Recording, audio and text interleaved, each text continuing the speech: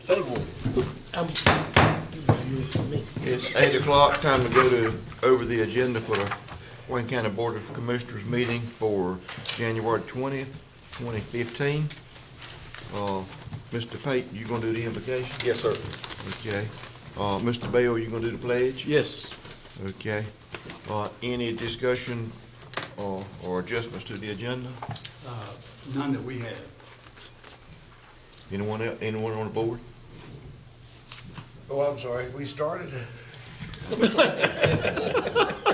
No, we're fine. Mr. Chairman, County Clerk did want us to emphasize that we will be recessing for lunch, and that we'll be coming back at approximately 1:30, but we're going to the Farm Bureau for their annual meeting with you.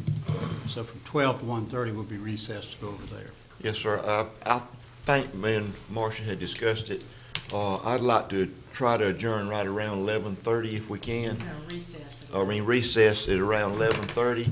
Cause the last couple of years we've shown up out there late, and I think that's very disrespectful. So I'd like for us to break and kind of work on their schedule today.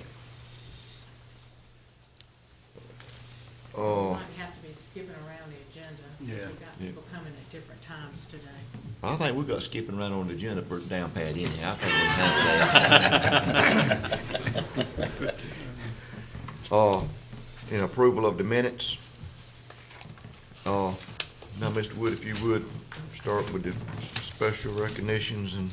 Yes, sir. We've got a presentation of retirement plaques to Grover Hood and Robert Bernard Jones, Jr. And of course, their department heads will be here to say something about each one.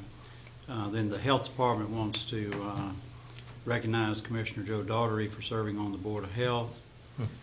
Then we have a motion to approve a resolution awarding the service weapon to retired Lieutenant Carl Lancaster and then to retired Sergeant Edward Miller. Of course, by state law, you have to declare them surplus and then authorize giving them their service weapon. That's a tradition in the law enforcement area, and of course, y'all have done that on multiple occasions before. Okay. 9:15, we have a public hearing, the North Carolina Community Development Block Grant Program, the catalyst category. There's a proposed amendment to delete the acquisition, relocation, clearance, and pedestrian activities and amend the budget to provide for the street drainage and water improvements and housing rehab. On page 49 and 51, I think Dave Harris gave us a very detailed memo on that. Mr. Harris is here. He's here now. If you have any questions, he'll also be here at the 9 o'clock session if anybody has any questions on that.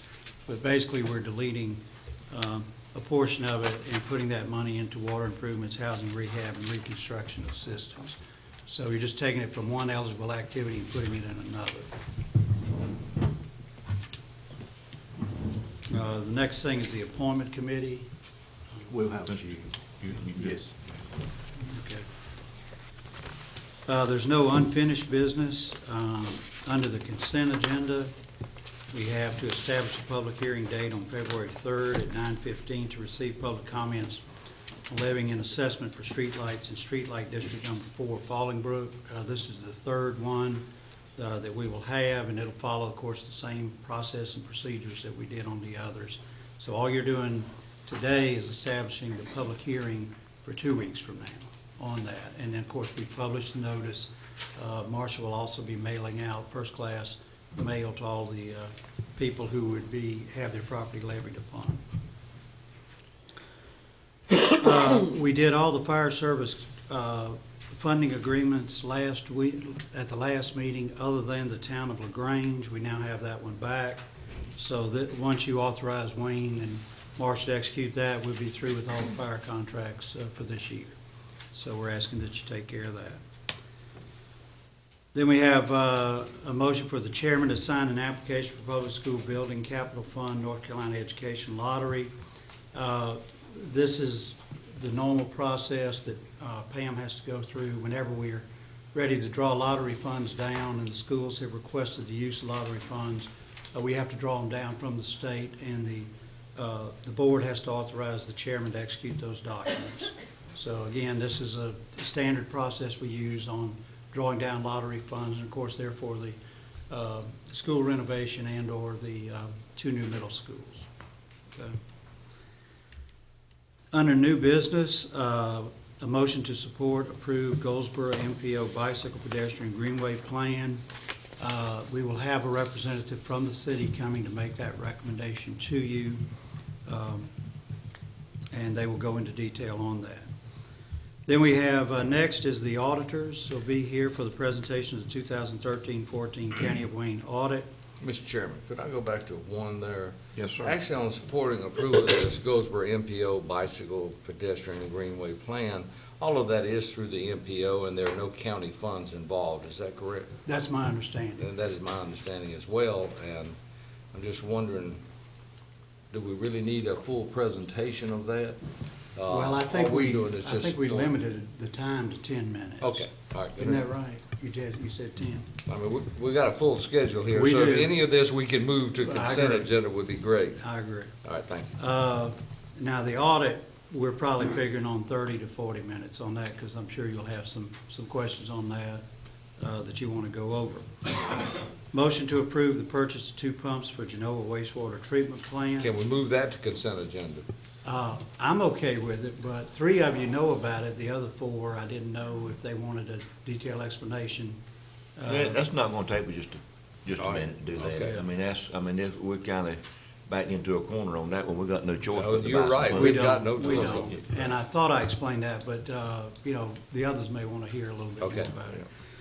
Recommendation on employee benefits consultant contract. I sent y'all that email, I believe, Friday, but what you have before you is that email, but behind it is the consultant that we're recommending you use. This is their full presentation. I thought there was some interesting information in there you might want to look through.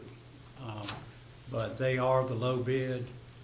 Well, it really wasn't a bid, they were the low proposal.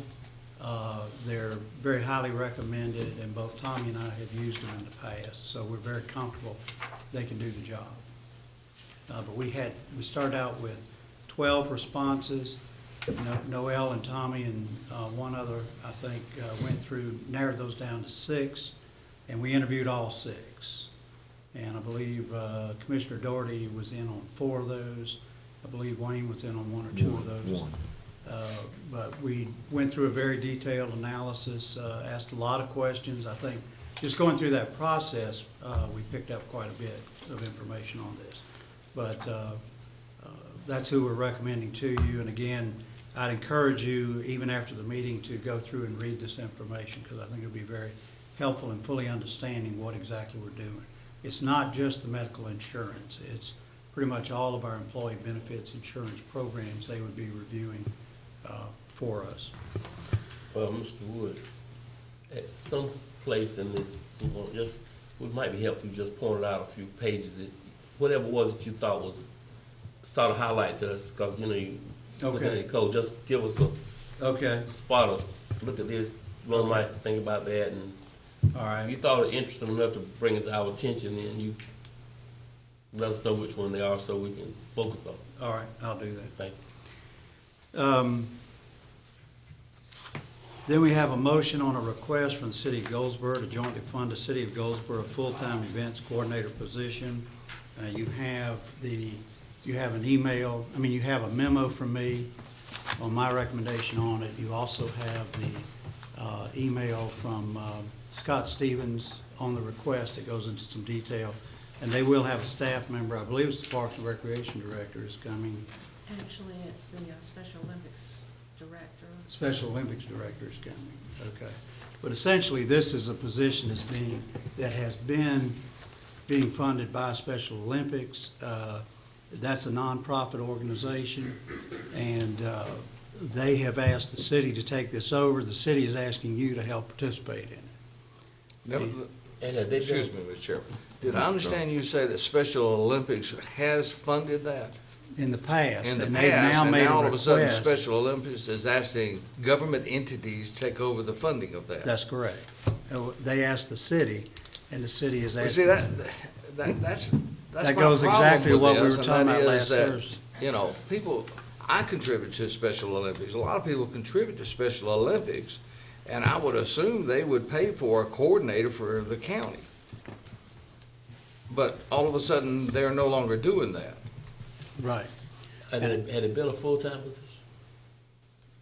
It was a I vol- believe it was. It was a volunteer It was a position, but I volunteer. don't know whether they would get any compensation or not. Yeah, but, you know, Commissioner Daugherty makes a good point. At our retreat, we spent quite a bit of time talking about the funding of nonprofits and developing a policy on those, and also whether you could afford to do that. And I gave you 3 criteria as the start of a policy on this that I would recommend to you. One is you ought to consider these only during budget time, because if you don't, you finish your budget, you've made a lot of cuts in our operations in order to balance the budget, and then people come along mid-year and ask you for money, and the only thing being highlighted is their request. And what's forgotten is all the things, all of the serious needs that we deferred for a year. And so in my view, anything like this, any request from a nonprofit should only be honored during the budget cycle, and that should be compared with every other need of the county. And then see how it stacks up versus the needs of departments which you are obligated to fund. And you're under no obligation to fund a nonprofit. The other thing is that we had talked about, and I agree with, is that your policy really ought to look at whether or not it's essential to our core mission. And in the memo, I gave you 2 examples. We fund money for Seymour Johnson Air Force Base because it has such a large impact on the community, and we want to make sure that we don't get surprised by BRAC or some administrative move that we didn't know anything about. So we helped fund 2 lobbyists on that to keep us abreast of that. We also fund the Wayne County Development Alliance, Inc., which is a 501c3, but that's how we do our economic development. And economic development is an area that counties are authorized to be in by state law, and you could do it as a department of the county. So those are instances where you are supporting nonprofit organizations, but they are central to the core mission of the county. We're not in the recreation business, and that's what this request is for. Mr. Chairman, Mr. Bell? just let me give you a little history on the Special Olympics. Now, citizens used to volunteer to operate that entity, and for the past 2 or 3 years, it's been very difficult to get people to volunteer to come out and work with that demographic of people. So I'm pretty sure the reason why they're asking for some type of funding from the city and the county is because they can't get people to come over there and operate it or work in it. Mr. Gurley? Reading this memo Mr. Wood sent, he was talking about Special Olympics and senior games. But does the senior games have connection back to Erin McCullough's department? It does, and we're already helping support that through her. Yeah, I think maybe some further details need to be talked about and some dots connected to, Yeah. rather than duplicating services. Right. She'll be here at the next meeting to talk to you about senior games. Mr. Chairman, Mr. Fate? it has, Mr. Daugherty, a question. Joe, Joe? Yes. you mentioned that you give to the Special Olympics, and I actually went on their website yesterday and looked, but I couldn't determine how you could make a donation to the Special Olympics that would come directly to Goldsboro and Wayne County.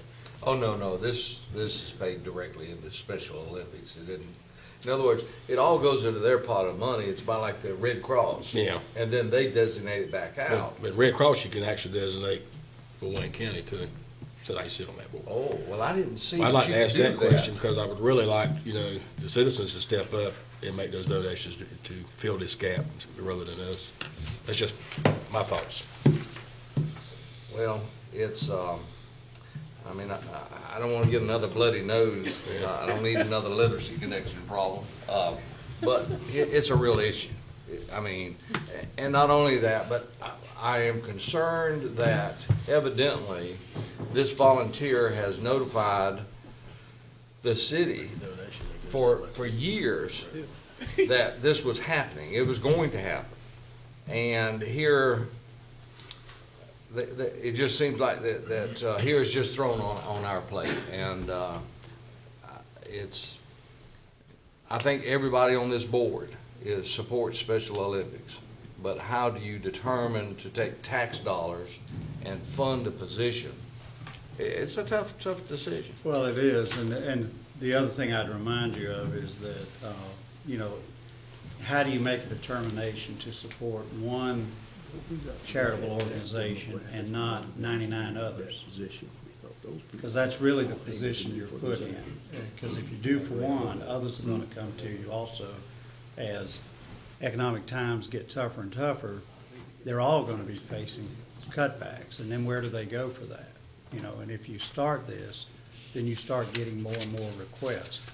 And the last thing I'd remind you of is, we face a lot of new costs next year. We face over $1.1 million in additional debt service on the school, excuse me.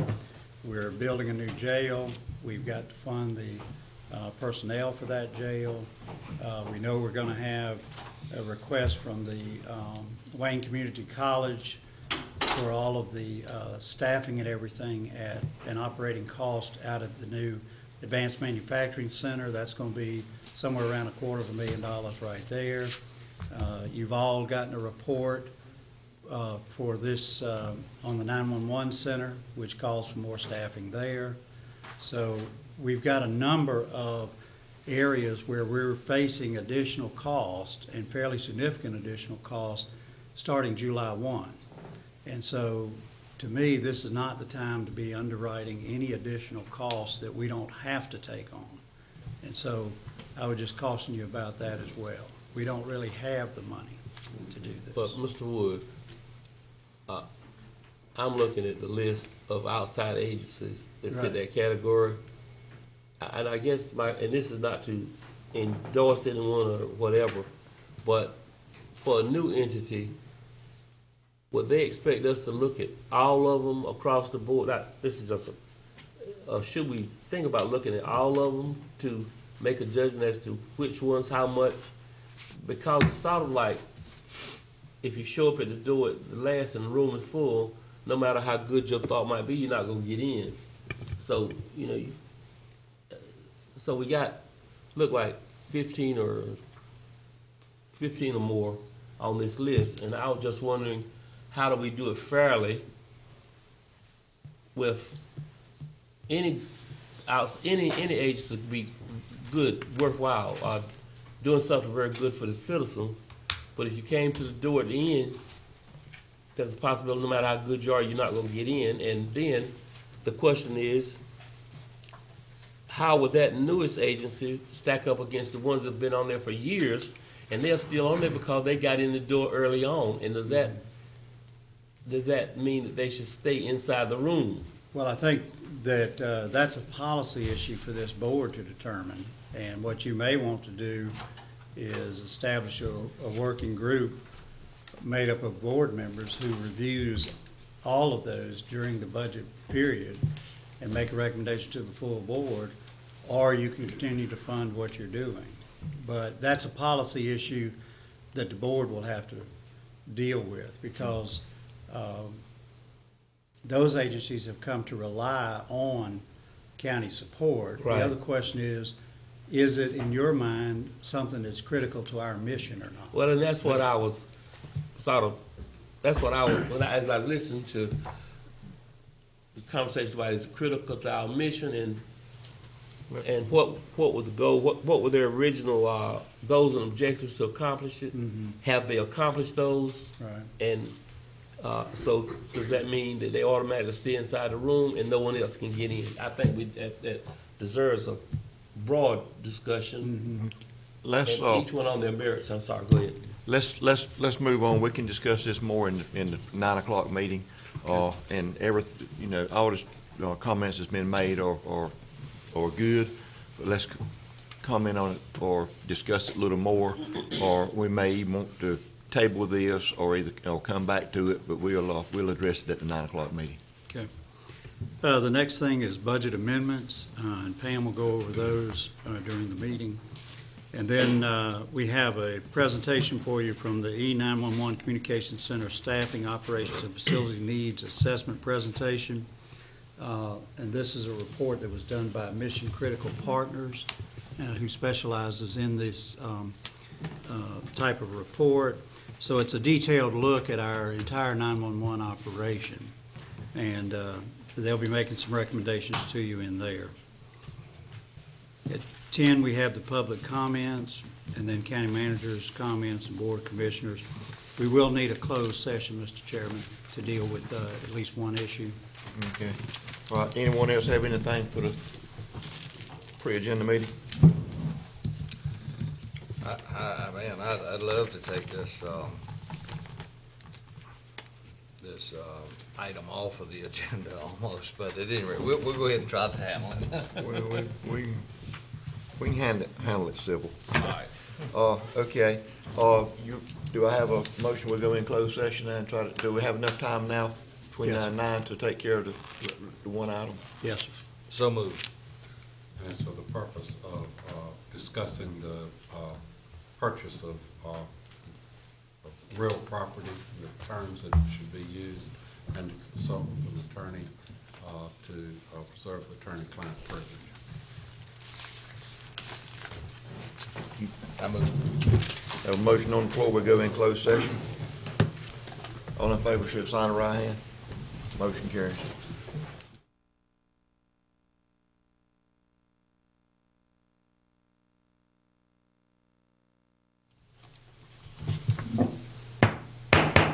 It is 9 o'clock, time to conduct the business of the Wayne County Board of Commissioners for the January 20th, 2015 meeting.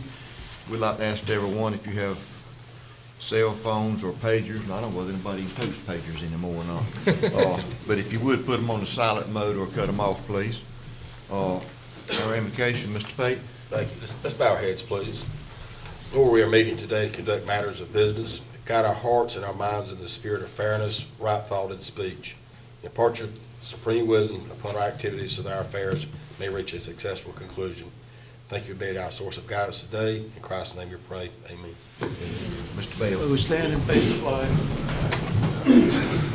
I pledge allegiance to the flag of the United States of America and to the republic for which it stands, one nation, under God, indivisible, with liberty and justice for all.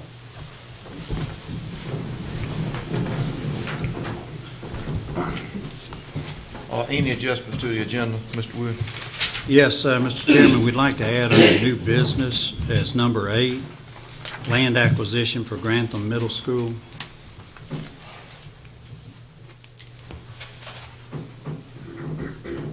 Is that the only adjustment?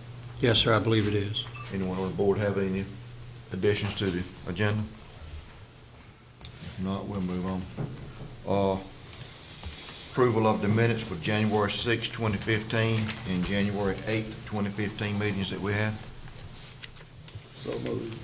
Have a motion on the floor, we approve January 6th and January 8th meetings. And just for the public, the reason we had a special meeting down at Mount Olive is the reason we had 2 meetings so close together. I have a motion on the floor. All in favor of Mr. Bell's motion, should sign the right hand. Motion carries. Special recognition, Mr. Wood, please. Yes, sir. We have a presentation of retirement plaques to Grover Hood and Robert Bernard Jones, Jr. I'm not sure if the department heads are here. They are? Okay. At this point, we'll call on the department heads to come up. If the department head for Grover Hood would come up. Ask the board of commissioners to come down.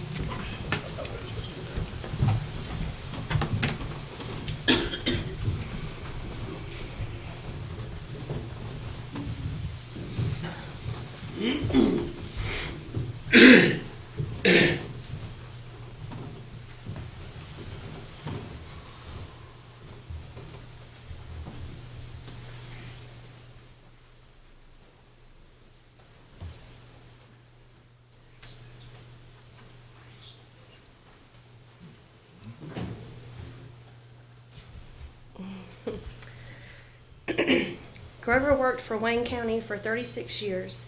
He's seen a lot of changes in soil conservation over that time. He's also taught me a lot since I've been here, and I'd like to wish him the very best in his future endeavors. Grover, we'd like to present you with this plaque. for your time well spent Okay. with the county. Thank you. Thank you, appreciate it.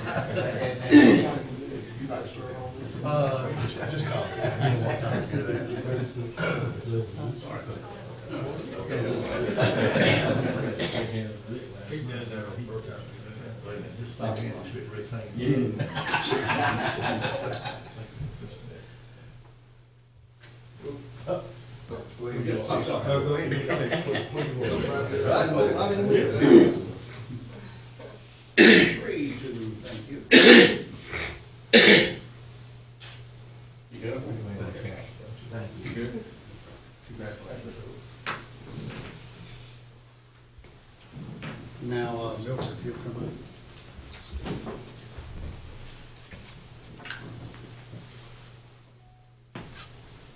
Good morning, everybody. Bernard is here through thick and thin. He was in facility services when there were just 2 or 3 people in the whole department. He was here 25 years, and anytime you can stay in one job 25 years, he's to be commended. During those times when there weren't very many people, Bernard had to be extremely flexible, as I'm sure you can imagine. And that's what we're going to miss. And Bernard, thank you for all you did, buddy. Yes, sir. Appreciate it. Yes, sir.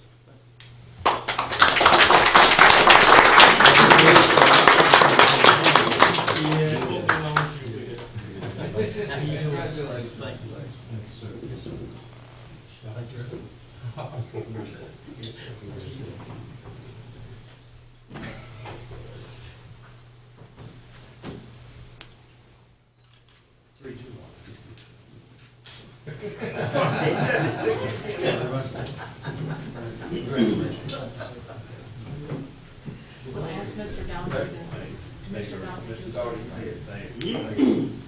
I need to stay. What, do you mean I don't get the full board down here? I don't get the full board? Now, Marcia says you're on your own.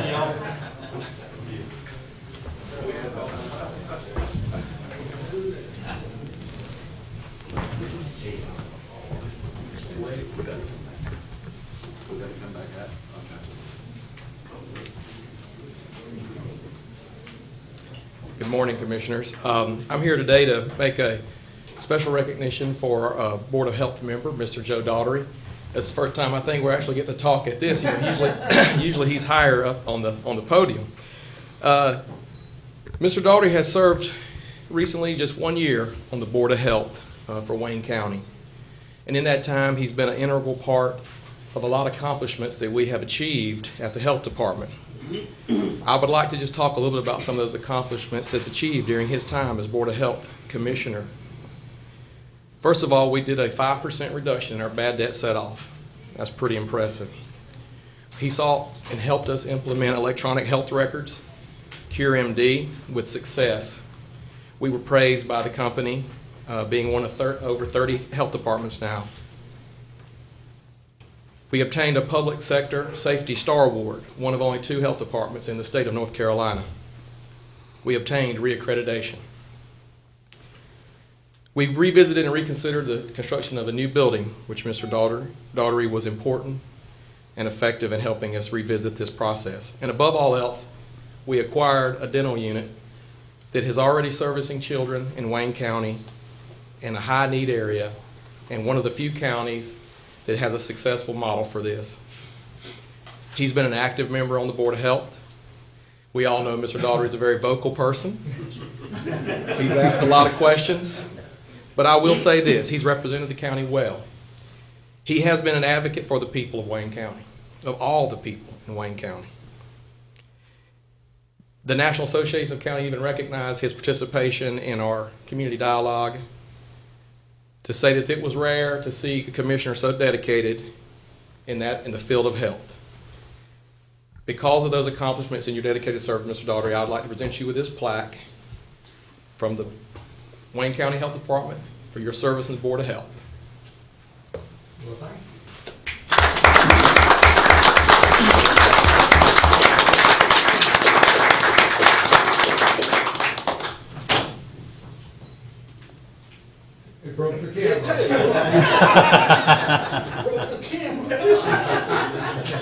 Man holding only goes so long. I know, okay, here we go, 3, 2, 1, that's good, thank you. I'd also like to say that the size of the plaque is not proportional to his, not proportional to his accomplishments.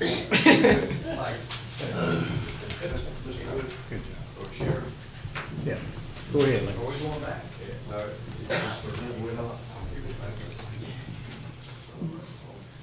Are we going back here or are we going up there? We should be You here. make your motion from down here, so you can come back.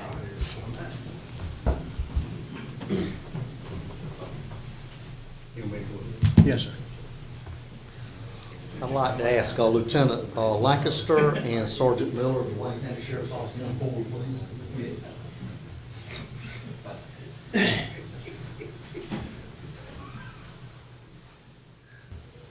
Sergeant Miller, Lieutenant Lancaster, for your meritorious service, dedication, loyalty, and friendship, professionalism that you have demonstrated in your career. Your presence will be missed, but your accomplishments will not be forgotten. Thank you for your service, and at this time, I'd like to present you with the weapons that you carry to protect the citizens of Wayne County. Lieutenant.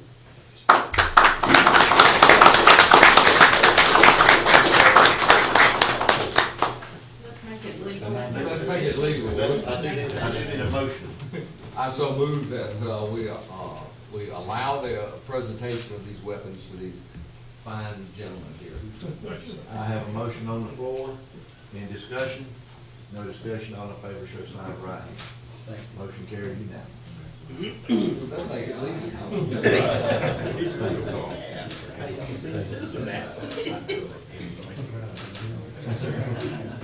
I've got a few more ones. If you would, stand for social, will you serve the flag? Let's get the sheriff.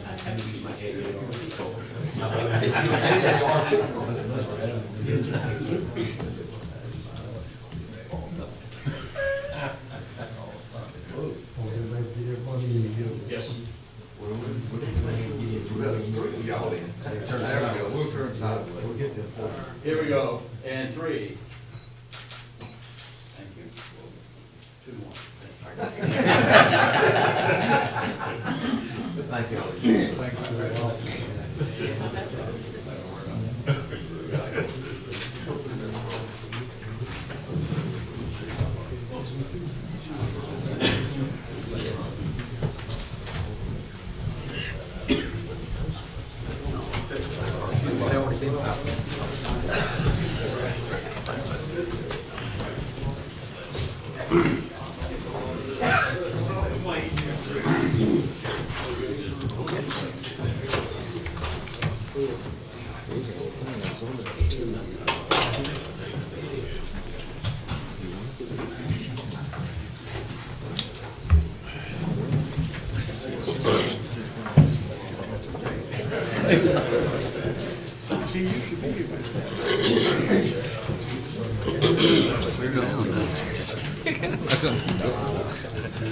Well, he said that, and I said, well, it's 2 years, but it's over here.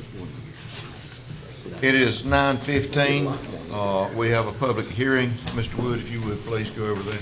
Yes, sir. At this time, I'd like to call on Mr. Dave Harris, who's our consultant on the Community Development Block Grant Program, and he'll go over these amendments with you. Dave?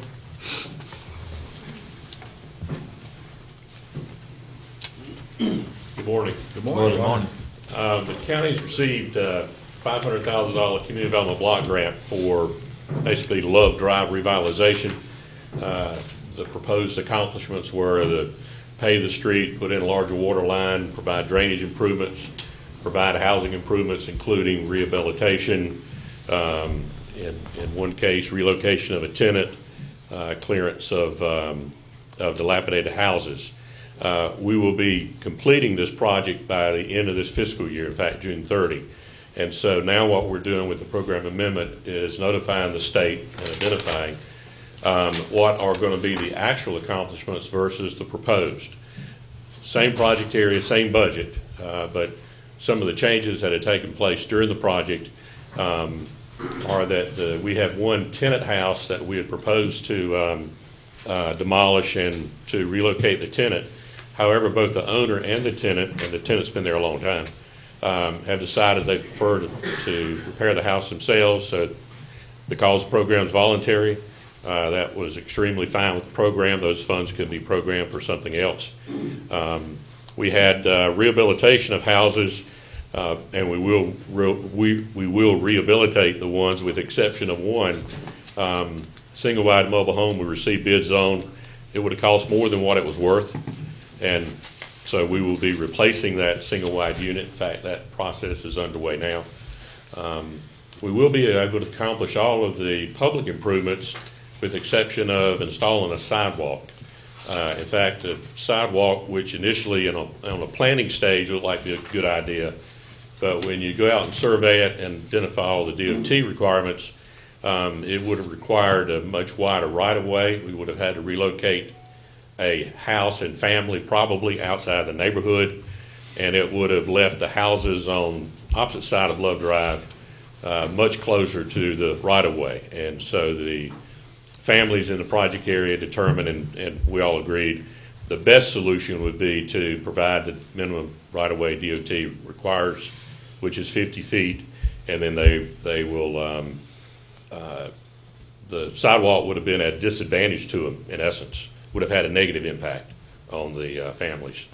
We will provide the state a summary of the proposed accomplishments. There'll also be budget changes. Obviously, I mentioned some of those activities we will not be carrying out. We're simply transferring those funds into the other activities we are going to undertake, so that when we close the project out at the end of June, we will be on the same page as the state. Proposed accomplishments and achievements, proposed budget, funds expended, and this program amendment basically kind of ties all this together in anticipation of completing those activities and closing it out by the end of the fiscal year. Glad to answer any questions. Any questions? Mr. Wood, is this sufficient that we? Yes, sir. We need to now go into the public hearing and get public comments. But everything is fine with this. I'm in full agreement with what he's doing. Okay. I do want to make one final comment. We had a note that was in the advertisement. As recipient, this is sort of our fair housing community notice that we use during our public hearings. As recipient of HUD funds, the county is obligated to undertake certain practices, and one of them is efforts to promote fair housing practices. And as a result of this meeting, we're simply providing public notification. That's what the county does. We put notices in the paper, we provide handouts, brochures, we send information out to local agencies, and as a recipient of those funds, it's one of those affirmative actions that the county undertakes, both promoting fair housing activities among other agencies in the community, and as a statement of policy, the county itself has a policy of following fair housing practices in its housing programs as well. So I just wanted to make that a part of the minutes so that make sure everybody is aware of that effort the county has. Okay, thank you. The public hearing is now open for the 2011 North Carolina Community Development Block Grant. Anyone have any comments they want to make at the public hearing?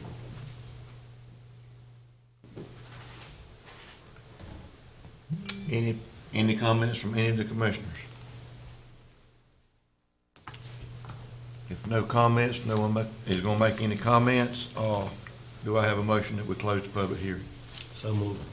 I have a motion on the floor. We've closed the public hearing. Any other discussion? If not, all in favor show sign of right hand. Motion carries unanimous. Former committee, Mr. Gurley. Mr. Chairman, are we going to need some action on that? Yeah, a motion to approve it. We do need a motion. A motion to approve the amendments as presented. Okay, Mr. Chairman, I move that we approve the, what are we approving here? The amendment. The amendment to delete the acquisition, relocation, clearance, and pedestrian activities, and to amend the budget to provide for the street drainage and water improvements, and housing rehabilitation and reconstruction assistance. What a mouthful. I have a motion on the floor. Any other discussion? No other discussion. All in favor show sign of right hand. Motion carries unanimous. Now, Mr. Gurley, appointment committee. Okay. Appointment committee met this morning, and the first one is to bring you up to speed on Jetport Advisory Committee. And Donnie Sasser is currently on the Jetport Advisory Committee, the at-large member, and the appointment committee would like to move Donnie Sasser to the corporate pilot position. And I'd put this in the form of a motion. Have a motion on the floor from Mr. Gurley. Any discussion?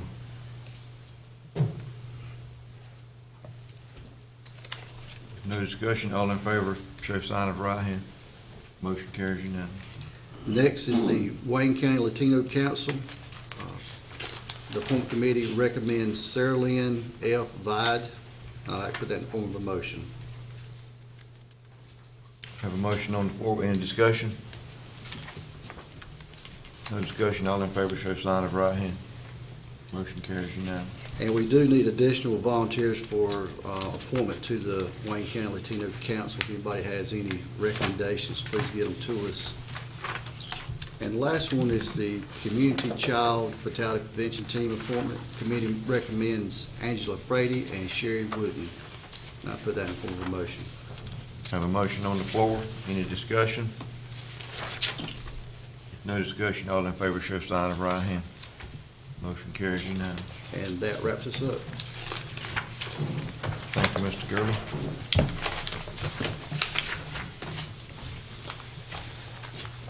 Mr. Wood, any unfinished business? No, sir. Okay. No unfinished business. We'll move on to the consent agenda. It's a pleasure to board on the consent agenda. Motion to approve, Mr. Chairman. Have a motion on the floor that we approve the consent agenda.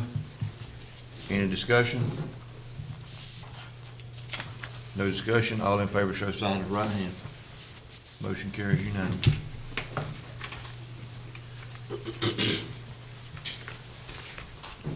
New business.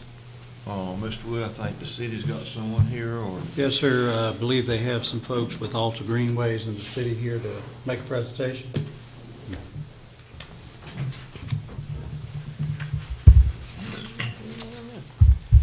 Good morning, Chairman, Good morning. members of the commission. My name is Scott Barnard. I'm the City of Goldsboro's Parks and Recreation Department, and I'm just going to make a quick introduction of Matt Hayes with Alta Greenways. And what we're bringing before you all this morning is a presentation on the Goldsboro MPO, so Metropolitan Planning Organization-wide, pedestrian, on-road, bicycle, and greenways plan. And this is a plan that really represents about 75% of our population countywide, so it's not a city plan. This is a plan that really allows us to leverage some available resources that are out there through either DOT or some of the other private funding sources to construct either sidewalks, greenways, or improve on-road bicycle access in our community. So without any delay, I'm going to introduce Matt Hayes, and at the conclusion, we'll ask for y'all to potentially support this with a motion. Thank y'all. Thank you. Thanks, Scott. Is this a slide advancer? Oh, it's beautiful. Great. Hello, my name is Matt Hayes with Alta Greenways. We're based in Durham, just down the road, and been working with you all here at the city and folks at the county for the last 9 months to develop this plan. So wanted to talk to you all about our planning process that we've undertaken over the last 9 to 10 months or so, and then talk to you about some of the draft plan components and what we're doing. And you know, when we really think about this project, we think about it from a number of different ways. Certainly, transportation is a key element of this. We know a lot of people walk or bicycle as a means for transportation in the Wayne County area. We know a lot of people like to get out for recreation, get out and exercise. Certainly a health is a big component of that. How can we get people to get that 20 or 30 minutes of walking a day to improve their health and their lifestyle? We think that's a component of this. Economic development is big too. We see industry and people moving to areas where they have access to these types of amenities and recreational amenities. So we think there's a big economic development component to all this as well. A number of studies around North Carolina and around the country showing the importance of having walkable and bikeable communities. So that was something that we looked at in this study. We formed a steering committee. Scott and Jennifer, who are here with us, you can see in this photo, a number of folks from around Wayne County, from the city of Goldsboro, from the Air Force Base, and other stakeholders who contributed throughout this process to help us identify need in Goldsboro and the greater Wayne County area. We developed a vision statement to guide us through this process, and again, we try to think about some of those key words. Is how can we make this more attractive, make it better connected for walking and biking? How can we make it a more healthy and contribute to the local economy? And these are things that we were really looking at throughout the whole study. So it certainly helps us to understand where we are to start with, and mapping conditions throughout the city and the county. Where are the sidewalks currently? Where are the gaps currently? Trying to understand where there is need in the area. And certainly a lot of good stuff going on downtown already with some of the streetscape work, and very pedestrian friendly, pretty easy to get around by foot in the downtown. But then you get just outside of downtown, out into some of the more suburban areas, and there are a number of sidewalk gaps. In this study, we were actually able to map about 11 miles of worn footpaths. So that's one of those clear indications people are walking, and there certainly is need there for those folks. And so this is a situation where a lot of people are walking for transportation and getting to the bus stop, getting to the store, getting to school even. So this is really powerful for us to be able to go out there and see that there are a lot of people walking without the sidewalk present. Certainly we looked at safety as well as an important element of this study. There are about 38 bicyclists and pedestrians struck each year just in the city of Goldsboro alone. That's a pretty big number, and that's something we want to work on. And part of that is education, and part of it is giving people a safe place to be able to walk and bicycle. So we looked at those sites and tried to come up with some detailed recommendations for improving crosswalks and improving facilities for those folks. So we did a very thorough public engagement process. We did very much go to the people, but also do the web and social media campaigns. So we had a website that we kept active throughout the project. Got out to Pig in the Park, which was good for us. We really went to where the people already were to get engagement. It's really hard to get folks to come out to standalone meetings. So went to Pig in the Park as an example to get input from the public about where they'd like to see some improvements for walking and bicycling. We were at Summerfest as well and had a booth there. Center Street Jam, a lot of people coming up with a lot of interest in what we were doing, and they even joined Scott in their new kayak trip, and had about 50 or 100, I guess it was closer to 100 folks who came by during that kayak trip to give us some input along the Neuse River. And then we just set up a camp at the YMCA one afternoon for several hours and had folks come by to learn about what we were doing and give us some feedback. Certainly a lot of interest in the community. Also used the local television channel as well to let people know where we were going to be and how they could provide input to the project, and did a number of handouts, flyers, and everything also in Spanish. Had about 515, I believe, complete comment forms, so we had a really good, robust engagement, got some good input and feedback from the public. I think our stakeholders are very important too. We met with them at separate meetings throughout the process, so Wayne Community College, Wayne County Schools, business owners, Goldsboro Housing Authority, certainly the Air Force Base. I was able to get on base and talk to a lot of folks there as part of their regularly scheduled meetings, and a lot of interest from those folks and for their families as well. So taking all of that planning process, we developed a final plan, draft plan that we're bringing to you today. And certainly it's a guidance document. It's a type of document that gives the county, the city, the MPO guidance going forward. It certainly doesn't obligate the county or the city to any certain amount of funding, but it gives you the pieces to go forward. And Scott, for example, is already applying for some grant funding from projects specifically called out in this plan. So we think the plan will get kind of developed over time in a number of different ways. Very coordinated with the MTP update, also a metropolitan transportation plan that the MPO is required to update every 5 years. So we're very coordinated with that, looking at not just bicyclist and pedestrian facilities, but how that coordinates with vehicular and roadway as well. So, you know, you can look from the county perspective and down to the city perspective. We have a recommended network of facilities. That's really a 30-year type of vision going forward. It's going to get developed in a number of different ways. We developed cut sheets for the project so that you can very easily go to a grant application, drop the map and cost estimate and information in to be able to try to get some of that funding. Stony Creek Greenway is certainly one that's getting built slowly right now, and it's going to continue to get developed. Mountains to Sea Trail talked a little bit about economic development. We think that's a big economic piece to all this, and that continues to grow across the state. More and more miles of that are added every year, and one of the recommendations is to have that come down the Neuse River and be a recreational amenity and bring people into the Goldsboro area. So we looked at that, developed some before and afters and some concepts of what that could look like. Did some cut sheet concepts for aerial photographs as well, looking at different intersections, how they can improve. This is just one example of the New Hope Side Path. And we looked at about 20 of these separate projects to give some more detailed guidance on how to make those intersections safer. We looked at about 53 intersections in total across the entire area. And again, just going down to the very baseline information of whether a curb ramp is present or missing, the presence of marked crosswalk, signalization. So try to give you a good understanding of where you are and how to make some safety improvements where there had been crashes that have occurred.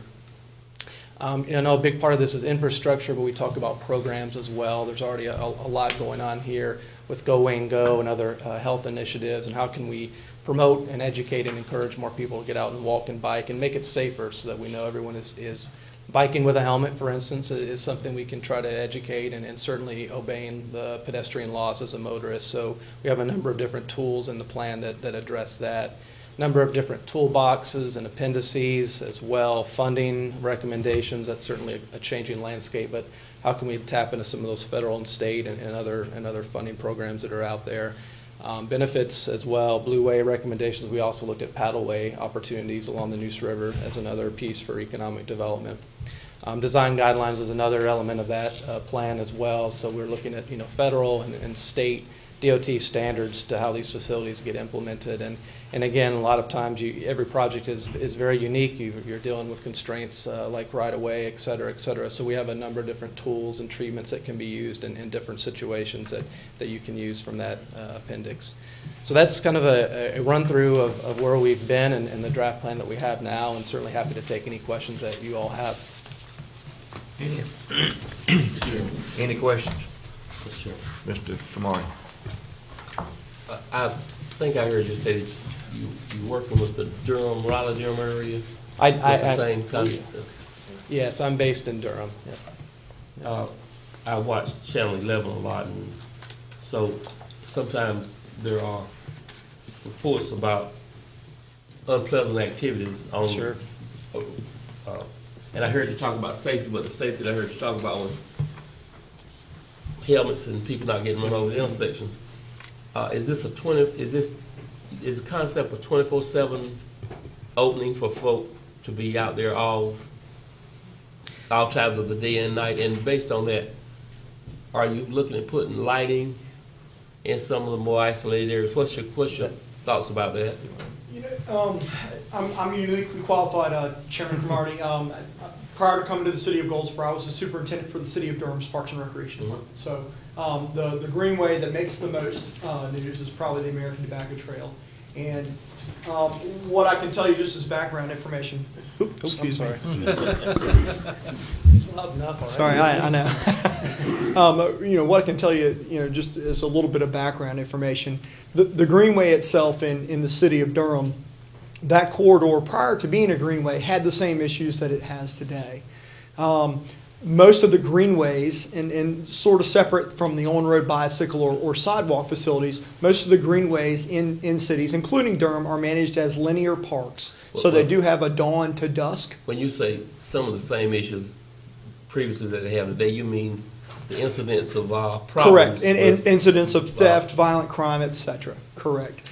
Because the American Tobacco Trail was put on a former rail corridor. So this was in Durham, and this won't be the case in Goldsboro and in Wayne County, because we're not replacing an existing rail corridor that already serves as really kind of we don't have a place in Goldsboro or Wayne County that is our major pedestrian thoroughfare that already connects people from where they're living to where they want to work, etc. So going back in time 20 years ago, which I was actually on that part of the planning process as well as a Wake County employee, the corridor through Durham that connects the different residential areas, whether it be housing authority, whether it be affluent areas, whether it be shopping, whether it be universities, because it goes right by North Carolina Central University, it goes right by community centers, it goes through housing authority areas, it goes through some of the most affluent areas in Durham.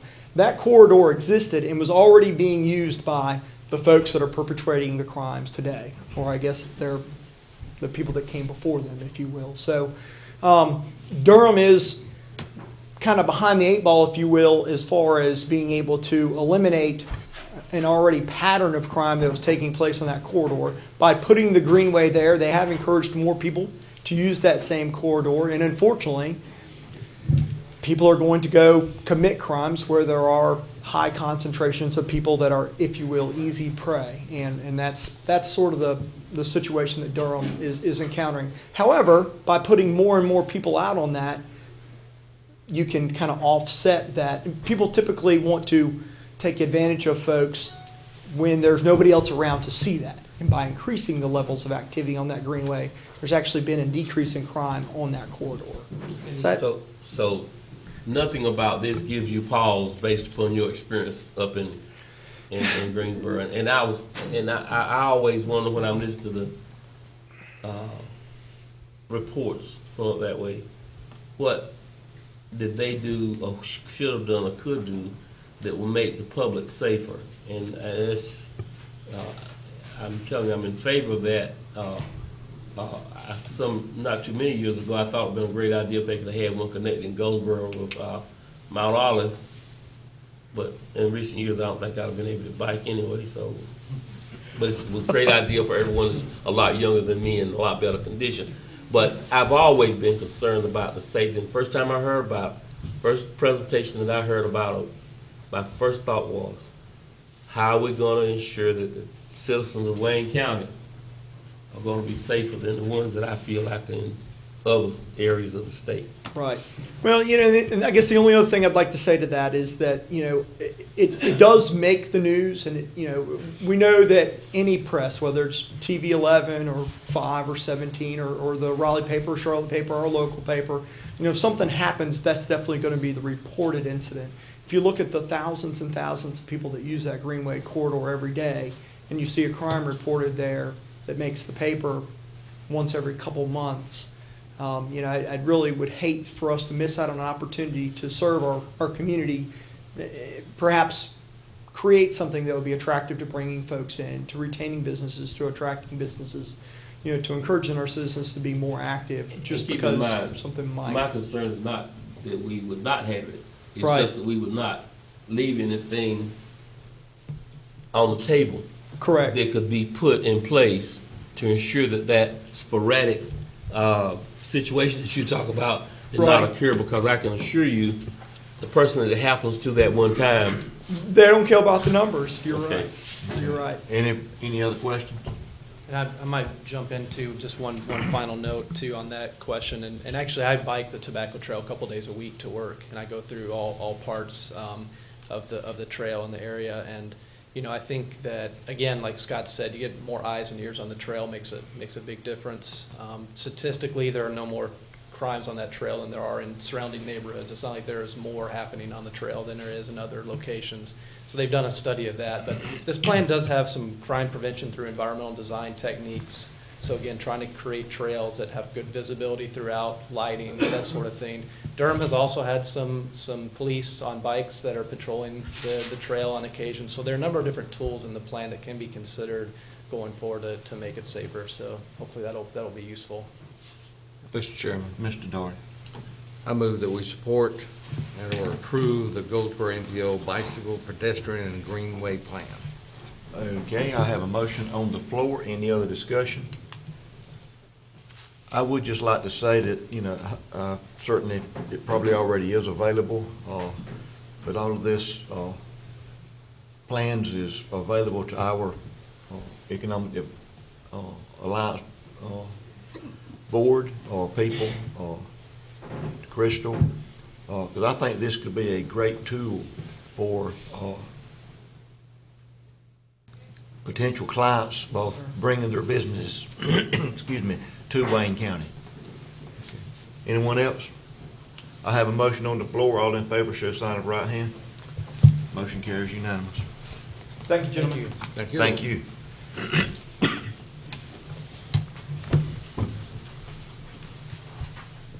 Item number 2. Yes, Mr. Chairman. We have Mr. Paul Nunn and Mrs. Dana Lane here to present the audit to you. Pardon? You want to do what? We may need to skip around just a little Yeah. bit because we're gonna be, we've got to have our public comments at 10 o'clock. If y'all don't mind being patient just a few more minutes. You okay with that? Yeah. Okay.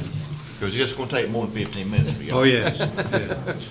Well, the next thing, Mr. Chairman, then would be a motion to approve the purchase of 2 pumps for Genoa wastewater treatment plan. I have a memo in your packet at page 79 regarding that. The Facilities Committee has reviewed a request from Milford Smith for the purchase of 2 new submersible sewer lift sewer station pumps for the Genoa sewer system. One of the existing 2 needs to be replaced, and we are required to have a spare one. We reviewed the pricing of rebuilt versus new, and the difference is $24.42 per pump. And we believe the best choice is to buy 2 new pumps at $10,894.73 each for a total of $21,789. This expense would come from the sewer fund budget, not the general fund. I concur with this recommendation that you purchase the 2 new pumps and include in the motion to approve a budget amendment to appropriate fund balance in the sewer fund to pay for them. Mr. Chairman, Mr. Pate. I make a motion that we purchase the 2 new pumps and add the budget amendment that would be appropriate to cover sewer fund. We have a motion on the floor to approve the purchase of 2 pumps for the Genoa wastewater treatment plant. Any discussion? Mr. Chairman. Mr. Mayor. Mr. Wood, this is in reference to the soil conditions that are in that area also, is that correct? That's part of it, because the sand that gets into the lines affects the pumps, and so the wear and tear has been more than normal during that time when we had those problems. We'll still need to correct the issue out at the pump station where we tie into Southern Wayne, but Milford's working on that. Thank you. Any other questions? No other questions. All in favor of budget amendment or number 3, show sign of right hand. Motion carries unanimous. Mr. Chairman, the next item is the recommendation on employee benefits consultant contract. I've given you a new packet this morning. As you know, we finished up interviewing 4 of the 6 firms on Friday, and I had indicated in a memo in the packet that we'd have that information to you at least by Monday. I think we sent that out to you on Friday. But behind the memo is the detailed presentation that Mark III gave us, and Mark III is the firm that we're recommending. Let me go through this. As you know, the county operates a self-insured health insurance program wherein we select a third-party administrator, called a TPA, to handle open enrollment of our employees, to assist with the design elements of our insurance plan, and to handle claims administration. In addition, we contract with an insurance company for individual stop loss, in other words, reinsurance, for individual claims exceeding $100,000. In addition, we have to negotiate to be in a preferred provider network that the TPA works with on claims, and some of those discounts from that network can be savings as much as 40%. Otherwise, we would not get the best possible discounts on medical services, hospital services, and pharmaceutical purchases. So those 3 major contracts are basically the guts of our self-insured program, and all 3 of those contracts are critically important, and how well they're negotiated is critically important. This operation takes a $6,367,000 budget currently. So this is a major expense area, and I referenced the hospital fund in the budget for the details. Consequently, the county needs someone to help it secure the best pricing and to make recommendations on how to structure our medical insurance benefits, to incentivize best practices, and determine how the cost should be apportioned between the county and individual employees. To assist with that, most large organizations, including counties, contract with an experienced employee benefits consultant to assist with these areas, as well as the group, life, dental, vision, and possibly disability insurances as well. I've used such a consultant in the last several jurisdictions I served, and want to stress to you that they save far more than their cost in designing the plan components, especially in negotiating the TPA, reinsurance, PPO, and pharmaceutical aspects of the program. The staff sent out an RFQ with responses due back in late December. We received 12 responses and narrowed the selection to 6 for interviews. The 6 companies interviewed were Mark III, the Pierce Group, Willis, IBA, which is Independent Benefit and Advisors, BB&T, and Wells Fargo.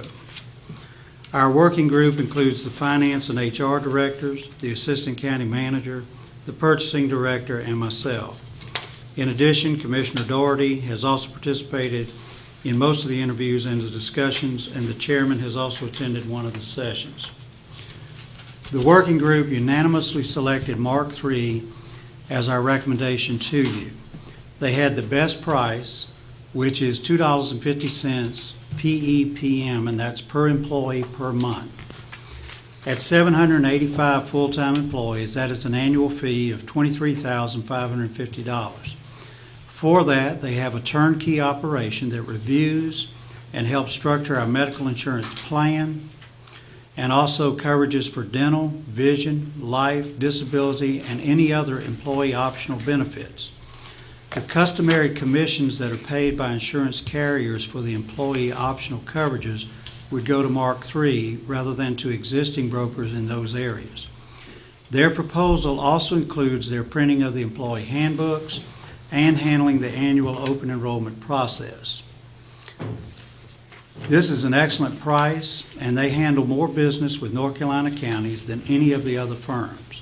They have 30 counties in North Carolina and 6 North Carolina cities. In addition, they have local government clients in Tennessee, Virginia, and Georgia as well. And see the attached sheet for a partial client list. And I'm not sure if that was given out or not. It should have been in there. I can attest to their capabilities as I used them in Lincoln County for over 5 years.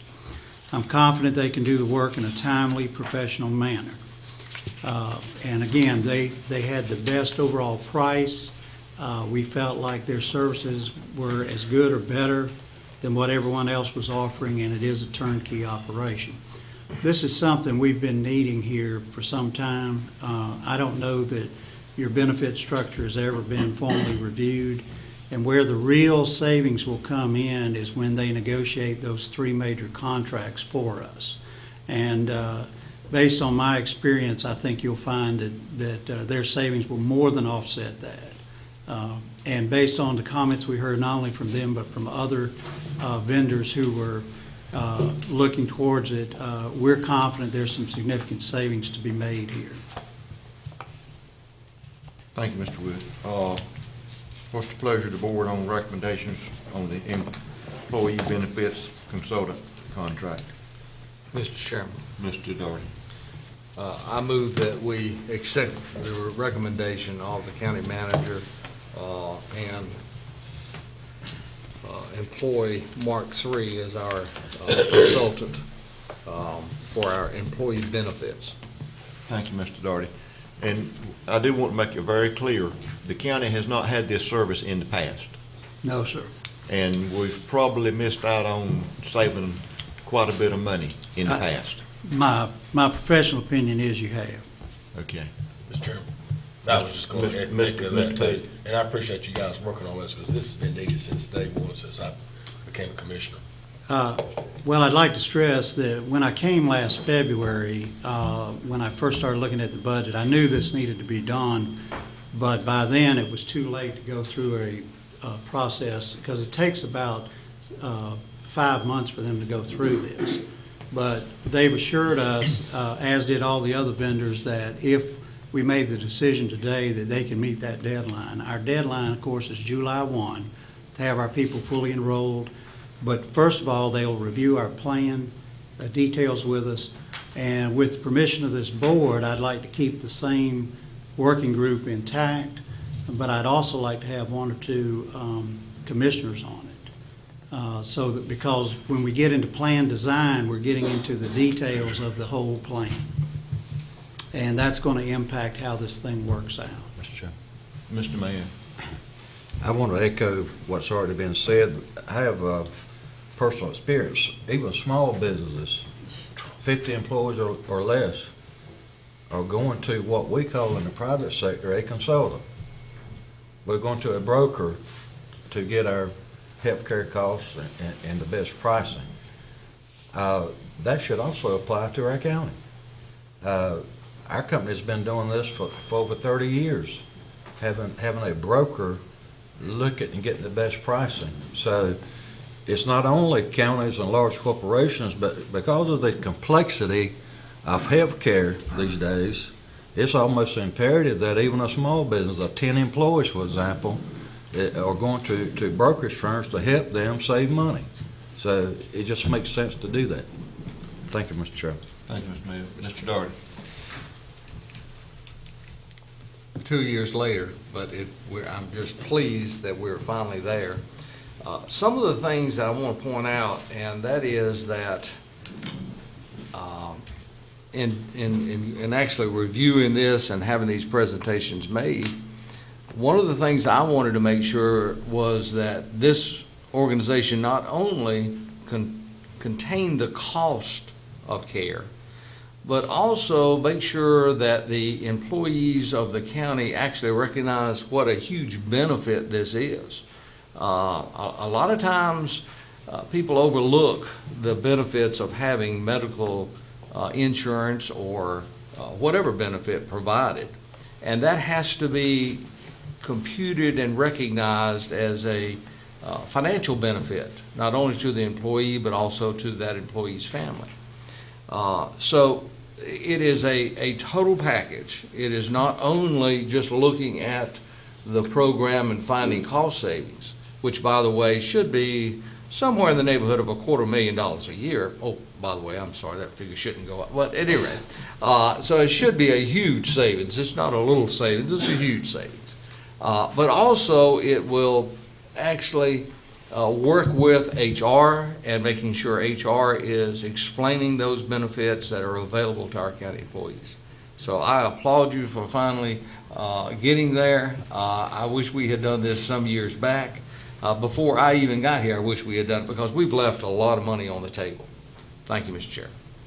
Anyone else? Mr. Tate. This is going to be an ongoing thing that they'll review this thing on a yearly basis. Is that Yes, correct? we'll go through it every year. Okay. One of the things that's particularly good about having self-funded plans is that you're not taking a premium-based plan. As you know, they have 3 or 4 set plans, and you pick one, and it's kind of a cookie-cutter plan. The advantage of a self-funded plan is you get to design the elements of it, and then you hire that third-party administrator to administer your plan.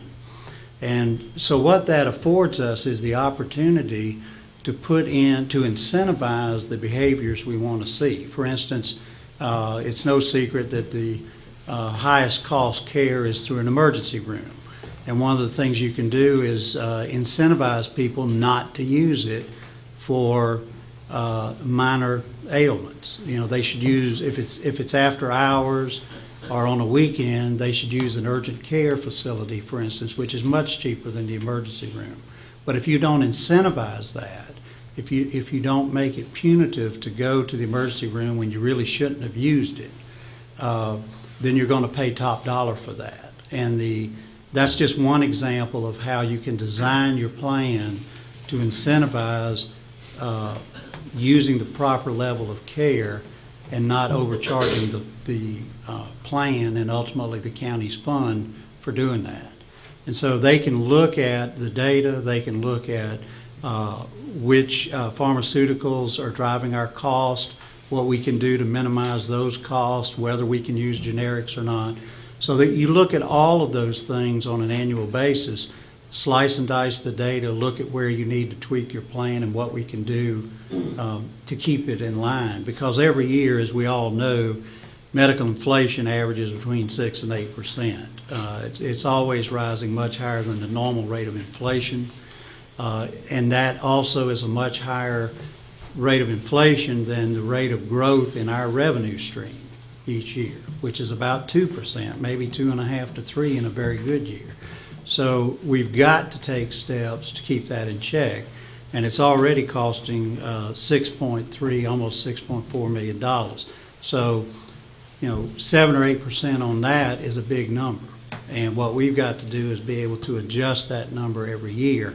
And that's the beauty of a self-funded plan, and that's where the broker will also help earn their money, is how can we drive those costs down while still maintaining a high-quality plan for our employees.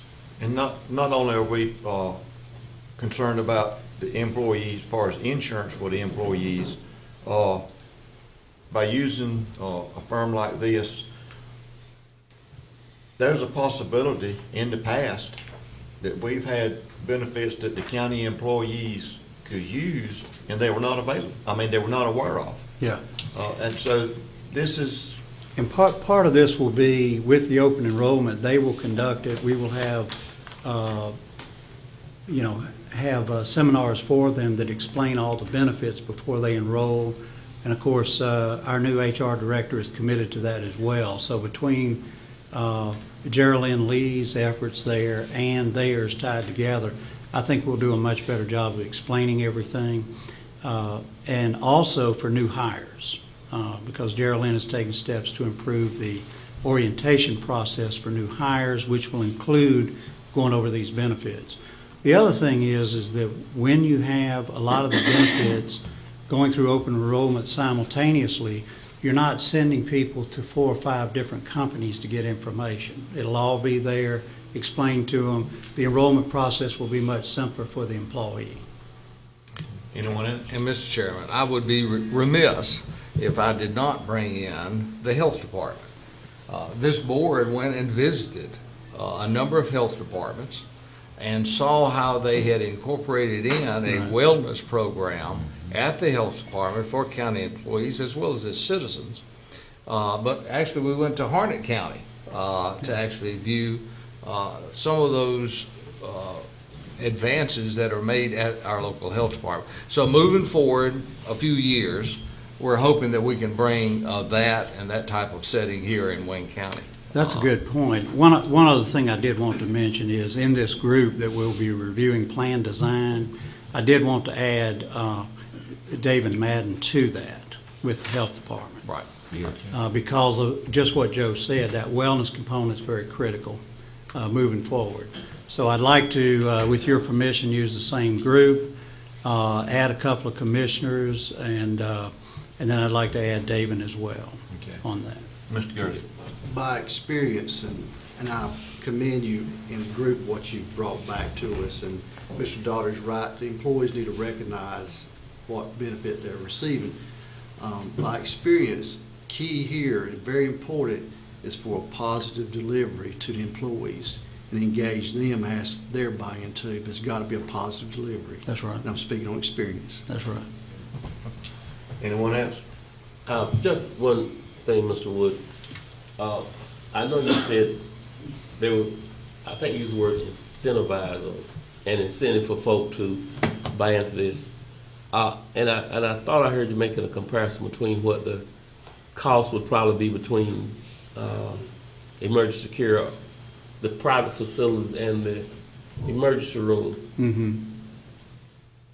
Because you're gonna go in with the same illness, do you have any idea, just off the top, why those services would be more expensive at the emergency room versus taking that same illness or emergency? Well, at the into- emergency room, I mean, you're paying for all of the available technology and facilities there, and you may need a flu shot.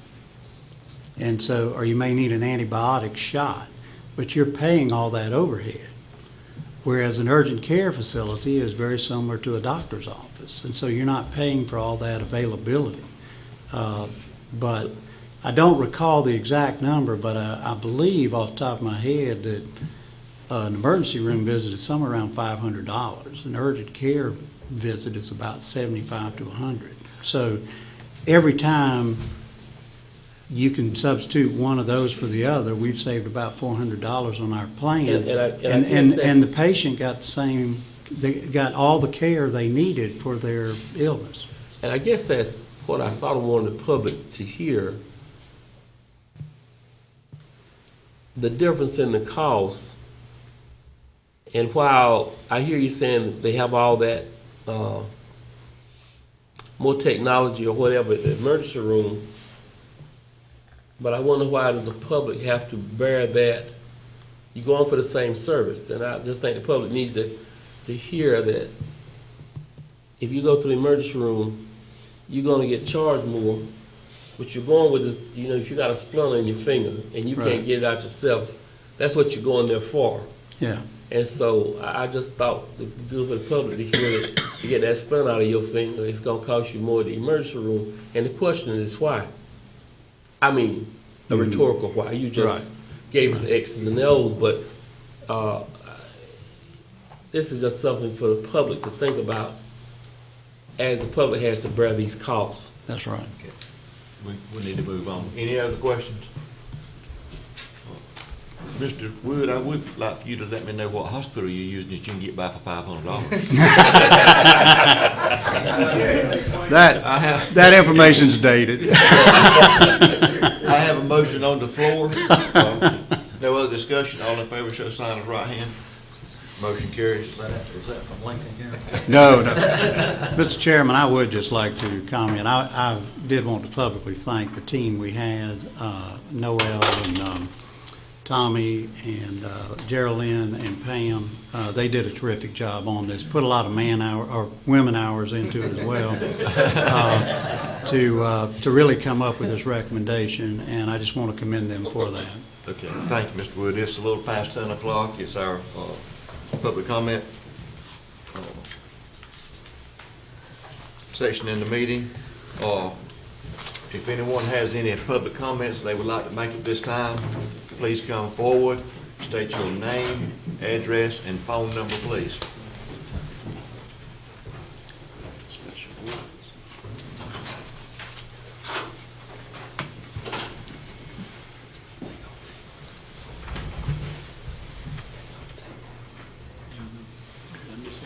Tom Drew, P.O. Box 587, Goldsboro, North Carolina, 27533.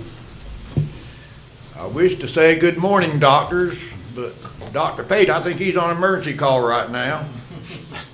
And in respect to this sign, hopefully I'm in the right place.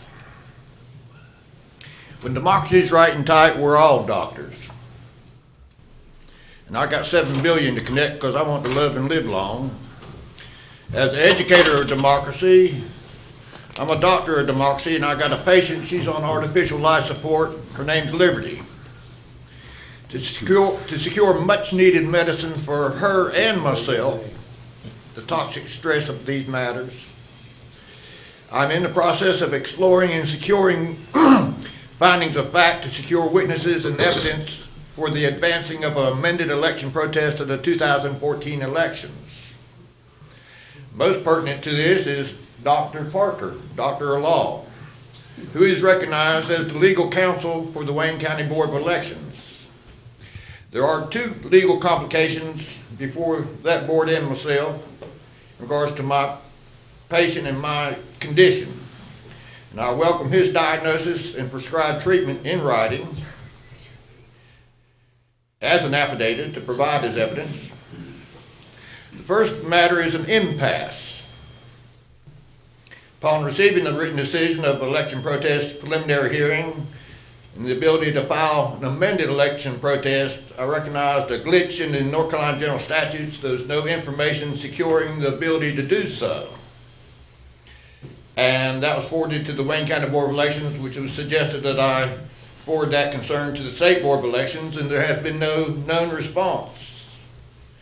And my question in regards to that impasse, is it appropriate to file a motion in Wayne Clerk Court's office seeking a petition for judicial review in Wayne Superior Court of another judge's decision on how to respond to that impasse?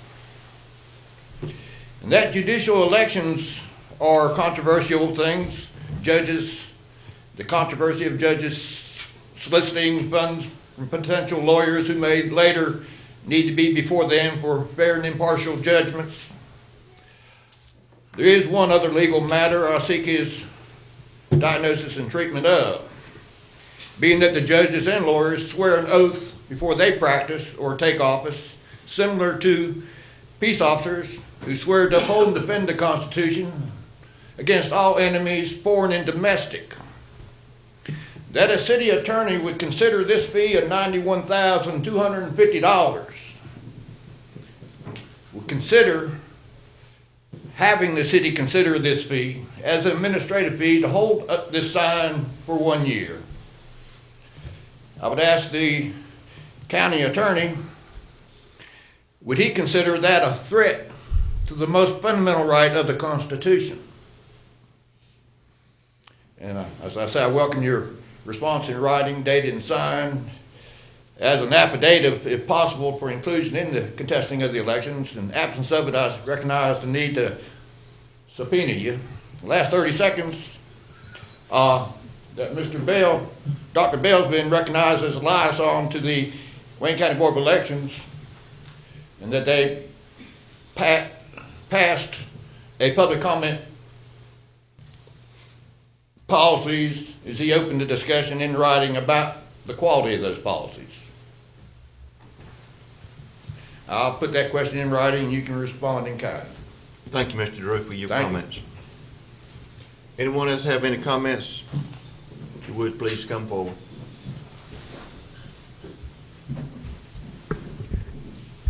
Steve L. Herring, 349 Weaver Road, Goldsboro, NC,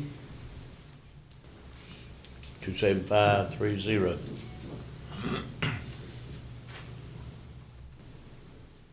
Probably hadn't got any business being up here at all today, because I'm kind of upset that the city of Goldsboro is wanting the county to join in with them to help take care of something they've been taking care of for several years, helping the children with the Special Olympics and things like that.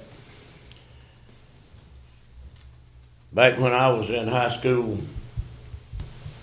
many years ago, Goldsboro had one of the best school systems of anybody in the state.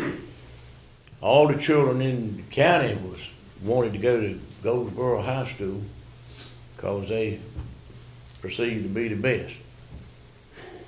But it didn't happen. Goldsboro kept that school for themselves. Now Goldsboro has turned the school system over to the county. Goldsboro had the best library in North Carolina, in Wayne County. They turned it over to the county. Goldsboro had an airport. They turned it over to the county. If they can't handle hiring one man to take care of the Special Olympics and take care of the young people that needs assistance, then they need to go and elect a new city council. Everybody up there needs to be replaced if they can't hire one man and take care of the Special Olympics and things for these young people that need this help.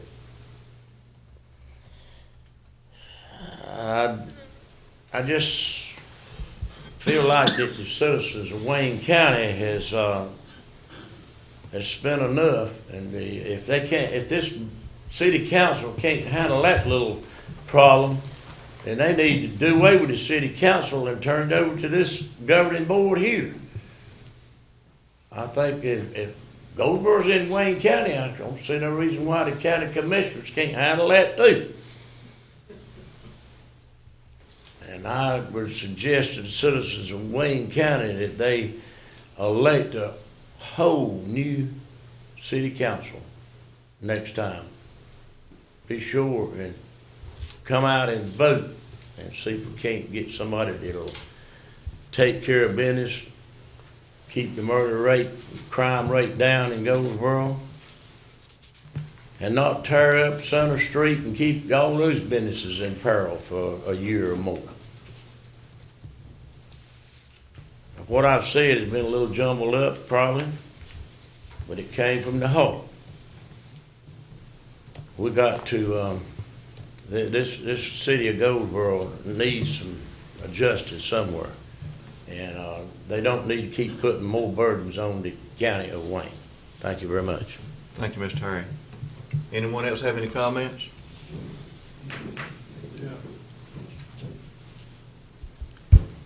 Morning, Drummond. My name is James Carter, 114 Bartlett Avenue, Goldsboro, 735-4464. Let me give this to one of you gentlemen, let you look at it. I'll give it to you, sir, and you can pass it on. I'm past commander, American Legion Post 541 in Pikeville. I started 2 years ago a program called Wreaths Across America. Mr. Aycock, Mr. Pate, and Mr. Mayo have attended both of these events. It is held on the second week of December on a Saturday morning at 12 o'clock. It is remember, teach, and honor is the motto. What it does, we raise money and put a Christmas wreath on all veterans' graves in the cemetery. We met our goal for the past 2 years.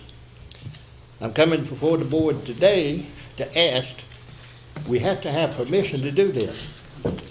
And we're getting a new veteran cemetery. My request is for y'all to give your hands raised for me to start having permission to have the wreaths put on the veteran grave out of the new veteran cemetery. I have to have your permission. I also have to have the state's permission because it is a state-owned cemetery. I can't just go out there and start this. I have to have the permission to do this. Like I say, it's a national organization. This is the first time probably anybody has ever come to you and not ask for money. I was expecting that any moment. I'm not asking for money. It is given to me by donations. The wreaths are $5 a piece, or 2 for $3. Now, the $5 a piece is you pay $15 for it. The reason I elect to go for the 2 for $3 is because, like in Pikeville, the last 2 years or so, we have Civil War veterans. We have World War I veterans.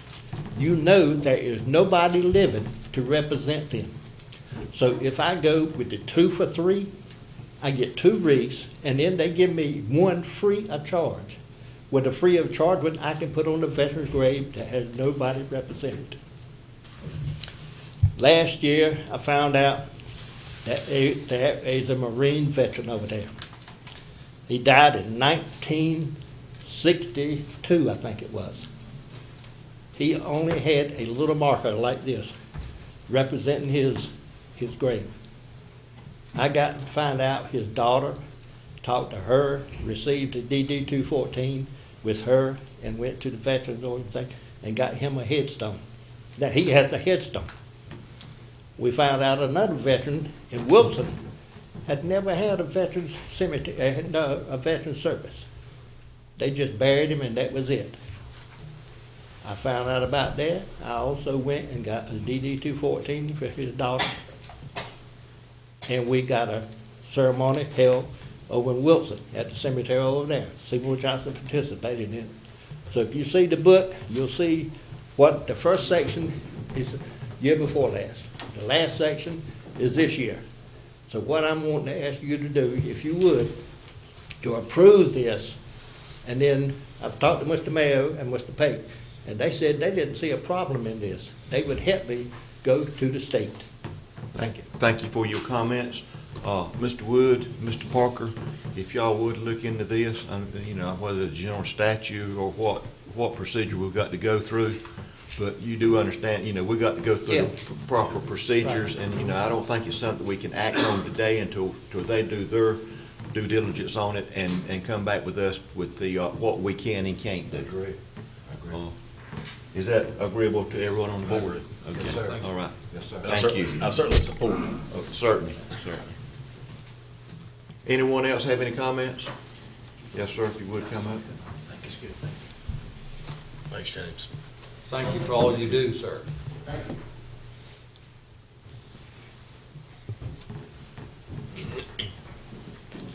Good morning. Good morning. My name is Ashton Griffin. I live at 403 Renolda Place in Goldsboro. I was born 83 years ago in May in Wayne Memorial Hospital. I'm still working in Wayne Memorial Hospital. And I came today to see Joe Daugherty get that beautiful, huge plaque, which he so richly deserves. And I have to say that he was a joy and an inspiration and a spur to us. I am known as the spur. And I am not asking for any money. Thank you. Thank you. Anyone else have any comments? See more jobs. At this time? He's a friend of my dad's. He's a friend of my dad's. If no one else has anything to say, the public comment section is now closed. Next item of business, Mr. Wood. Mr. Chairman, we have Paul Nunn and Dan Lane here to go over the audit with you.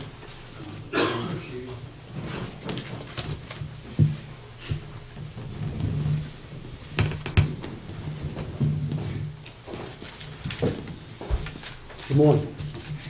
Obviously, I'm Paul Nunn, and this is Dan Lane.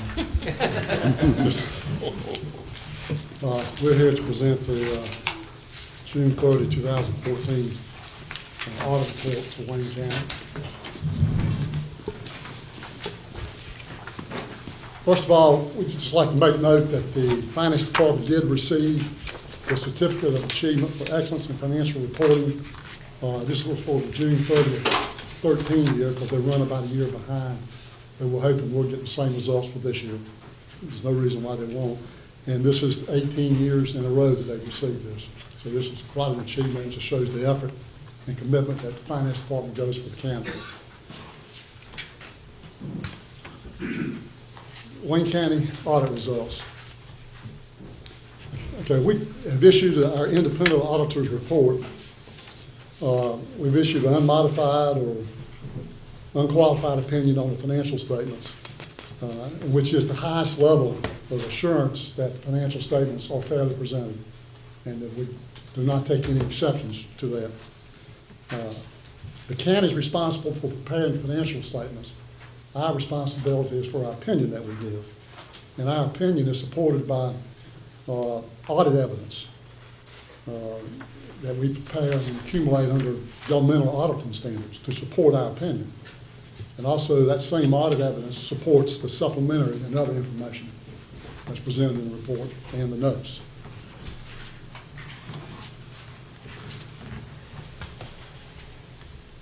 Management discussion and analysis. Right before the management discussion and analysis, there's what is known as the letter of transmittal, which I would encourage everyone to read. It includes a history of the county and how the county government actually works. It's about a 3-page document, very worthwhile reading. And then we get into the management discussion and analysis, which there again is prepared by the management, and it's a lot of hours that go into that, a lot of time and effort. And it's certainly worth everybody reading. And anybody who reads the financial statement should take the time to read and try to absorb as much of that as they can. It includes financial highlights, overview of the financial statements, comparative figures, which are very useful. It has budgetary highlights, and it has economic factors, and talks about what's going to be involved or how it's going to impact the next year's budget. So that's kind of a prelude to the financial statements. Paul, if you don't mind, just before you get into the figures and all, can we take a 5-minute break? Yes, sir. I apologize, but we have some commissioners that can't sit here very long. I'm not one of them. You're supposed to take a break every hour anyway. So. Well, if you don't mind, just about a 5-minute break.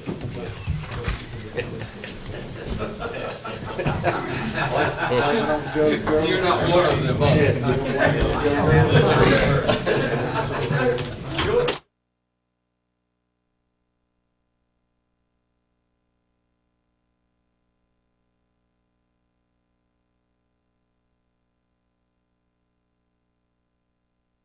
assets that you've purchased. And then if you go to liabilities, your liabilities are up a little bit, about $2 million from the year before, but that's just timing of your payables and when you need to, that you pay them down. And then your total liabilities are $40 million, which are up $4 million from the year before. The bulk of that is the Eastern Region loan, which was $3 million that you got before the end of the year, that you'll turn around and disperse out. Can I interrupt you as we go? Sure.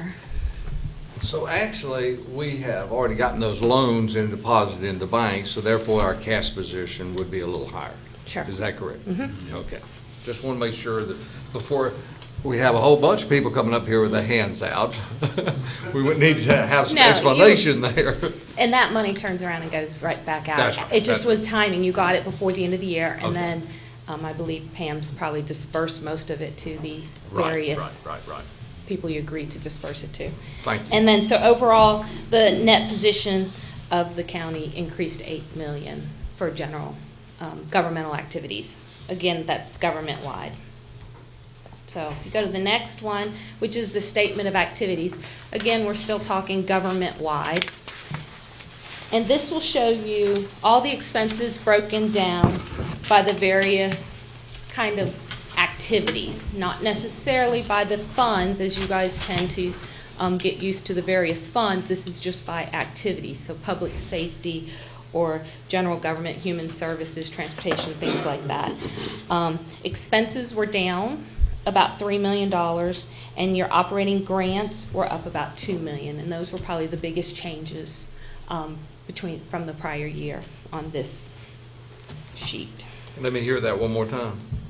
That the biggest Expenses changes were down? Down $3 million, and Okay. grants were up about $2 million. Okay, good. Thanks. That's a good thing. That is a good thing. And then, because in your financial statement, it's all on one page, but we break it out on two, just to make it easier to see on an overhead. And then down here is the, basically the proprietary, which is your business type. The expenses stayed about the same, and then, but overall, $2.5 million down in expenses between the two. And then you have revenues for taxes and things like that. But overall, your governmental activities and your business type activities, you had about an $8.9 million increase to your net position, and that's about a $4.5 million increase over the prior year. Okay? That sounds pretty good to me. It is good. And then this is just a good visual presentation of your revenues. Again, we're talking governmental activities, and that's general fund, special revenue, and capital. And so you can see that the bulk of your revenues come from property taxes, local option sales taxes, and your human services like grants and things like that. Just visually see where your revenues come from. And then again, your expenses, you can see where you spend the bulk of your expenses. Again, human services and education are your two largest, followed by public safety, and then just the general government operations here. Yes, sir? A little while ago, did you say that most of our additional revenues came from property taxes? No, most of them came from grants. You do have some property tax increases that you'll see on another financial statement in a minute, but most of it came from grants.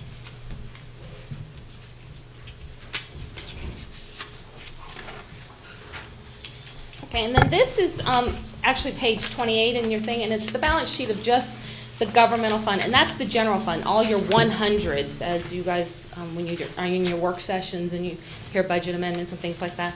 It's the general fund, which is strictly the 100s. And again, this is where you'll see that increase that we saw on the front page. Your assets are up $8 million, and primarily it was in cash, and I'll explain where it came from on the next page. Your liabilities were up slightly for payables, about $500,000. And then, so overall, you have about an $8 million increase to the fund balance on this page, which ended up being around $70 million for the year. And that's general fund. On this page where you say receivable from other governments, $5 million, what are you speaking of there? That's probably things like Huh? Oh, yeah, like the social services department and the funds they get every month. They could be tax receivable the next month, just because you haven't gotten your sales and Sure, use okay. taxes back from the state, things like that. Okay. Okay, yeah, there you go. The next slide is the statement of revenues, expenditures, and changes in fund balance. And then, again, this is the general government one. And when I said I'd explain the 8 million, here's the biggest ones. Your revenues, overall, it says $101 million. That's up $2 million from the year before. Okay? And some of it is in the tax revenues. Your expenditures here are down $2 million. And then you have $3 million from economic development. So between all these changes, you've got about an $8 million increase to your fund balance in the general government.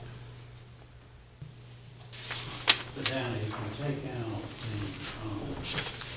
the $3,069,000 that you got in. Yeah. You only have 5 to use. About 5 million. Yeah. Okay.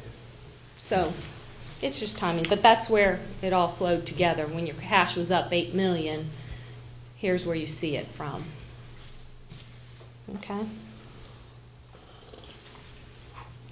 And then next, I'm just going to kind of summarize. There's other reports besides just the one Paul mentioned.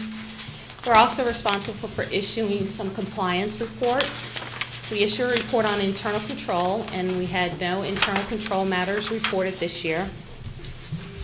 We issue a report on federal programs, and we had one minor issue with the medical assistance program, but that was an issue at the state level, and Wayne County really couldn't do anything about it, and I noted it as such throughout the letter, or throughout the findings. We had a compliance report on the state program, and we had one minor issue with cross-cutting, which I believe Social Services is already working on that issue. We also issue a report called a communication to those charged with governance, basically the county commissioners, basically saying that we have no significant change in accounting policy, that there are accounting estimates in these financial statements, mainly for depreciation, current portion, allowance for bad debt, and OPEB, other post-employment benefits. Those are probably the biggest calculations through these financial statements. We had no significant difficulties in performing the audit this year. There are corrected misstatements, and then there are uncorrected misstatements in the statements, but those have all been taken care of. There were no disagreements with management, and management has signed a letter to certain representations that basically, in a nutshell, they supplied us with everything we asked for and didn't try to hide anything from us to our knowledge. So, and then we can issue a final letter called a communication of no material weaknesses. So we have no significant deficiencies that we believe are material weaknesses to the financial statements. However, we did make 3 other recommendations to the management staff, which we met with last week to go over in detail. And that was a small one for ethics with the Social Services Department, with some paid vacation and sick leave recommendations, and then a follow-up to last year's health insurance recommendations. And that concludes our presentation. And if you have any questions, we'll be happy to entertain them. Then on the last page, reports issued, I want to put you on the spot. Where it says no disagreement with management. In the past, have we had disagreements with management, or had you rather not answer that question? I wouldn't say we've ever had disagreements with management. We just...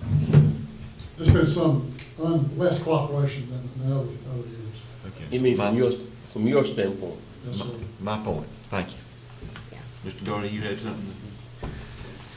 A few things, and on that point, I mean, you were here making a report to the board, and so I do want to make sure, because we have, over the last year, brought in a new manager, and you feel very comfortable in dealing with the new manager and getting the information that you need. I gather that from this report. Is Yes, that sir. correct? Yes, sir.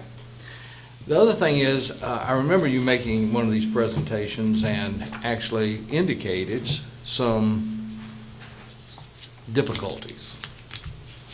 I'm not sure of the term you used, but one thing that struck my mind was that with our health insurance, we had individuals that were obtaining benefits should not. Now, you use different terminology than I do. Basically, we had people that were enrolled in our medical program, our medical insurance program, and they were not entitled to be on there. They should have been removed, or for whatever reason, we're still on there. Have we, I know that on our level, we are addressing that.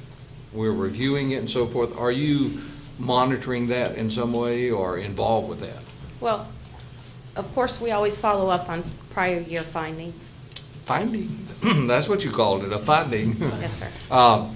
But that really concerned me, that we did not have policies and procedures in place to ensure that the right people were enrolled correctly.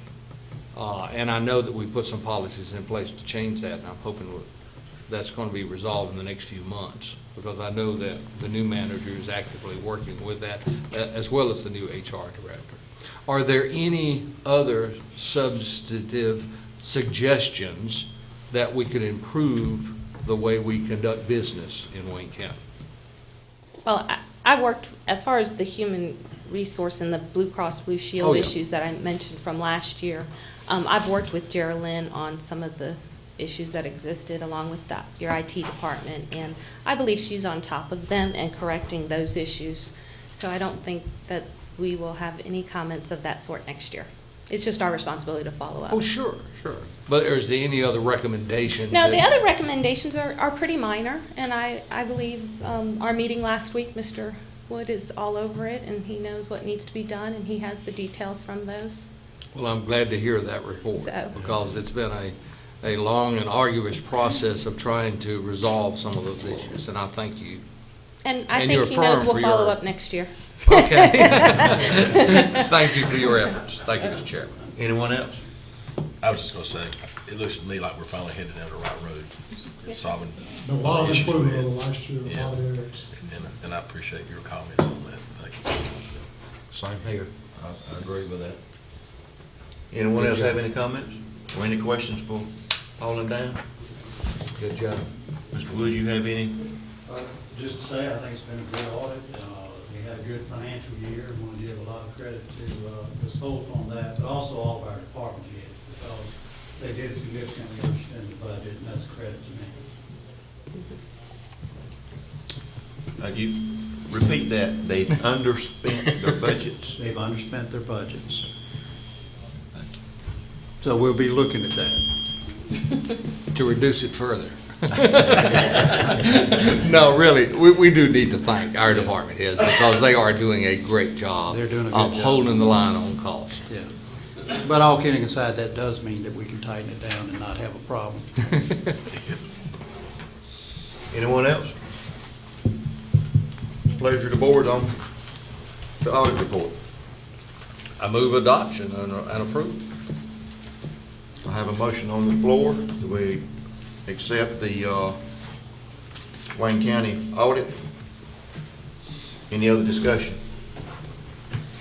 No other discussion. All in favor, show sign of right hand. Motion carries unanimously. Paul and Dan, thank you so much for what you do for us. Oh, yeah, I like that.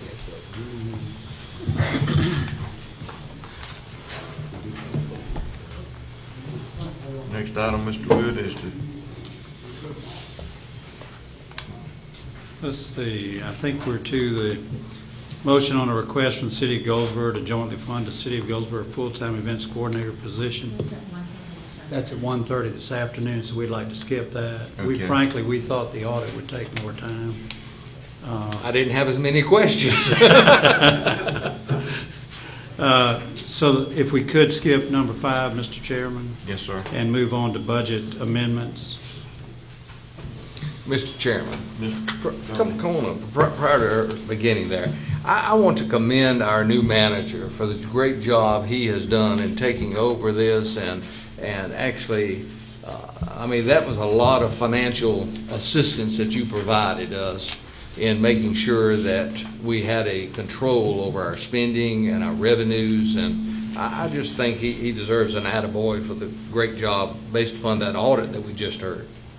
Thank you. Thank you. And I agree, and like has already been said, our department heads and our management, and now we got a new assistant county manager on board, and I feel like that the county is going to move forward even more so this coming year than we did last year, because we've had some kind of bumpy spots last year in the road. I think it's going to be much smoother this year, and we're going to have two heads instead of one working on issues. Going to take some load off of you, and I just want to thank you, and I thank you next year, Tommy, for what you have done, Mr. Wood, and moving the county forward. And another attaboy, thank you. Appreciate it. And also, Pam, you've been involved in this heavily too, and the other staff members, and really y'all have put a lot of time into this, so thank you. So we need to put that in form of a motion. I agree with that. Go ahead, Ms. Mann. Okay, y'all be glad to hear you have 3 budget amendments before you. 3? The first one is for number 246 for the sheriff, is to anticipate and appropriate concealed weapon and fingerprint fees for the sheriff's office for a total of $5,035. So I have a motion on the floor. Any discussion? No discussion. All in favor, show sign of right hand. Motion carries. Hold on just a minute now. Let me get, okay, I'm up with it. Okay, we're moving to budget amendment number 252, and this is for sewer. It's for $8,006. Okay, we're good. $8,006.06, and it's to appropriate funds for professional services for the Genoa sewer plant. Mr. Chairman. Mr. Martin. Move to approve. Have a motion on the floor. We approve budget amendment number 252. Any discussion? If no discussion, all in favor show sign of right hand. Motion carries unanimously. Your next budget amendment is number 253. I will remind you that this is the portion of the school's fund balance that we asked for additional information on, and they have sent this. So this is the budget amendment, moving $326,452 from their sales tax fund to the capital project fund for artwork and signage. Mr. Chairman. Mr. Daugherty.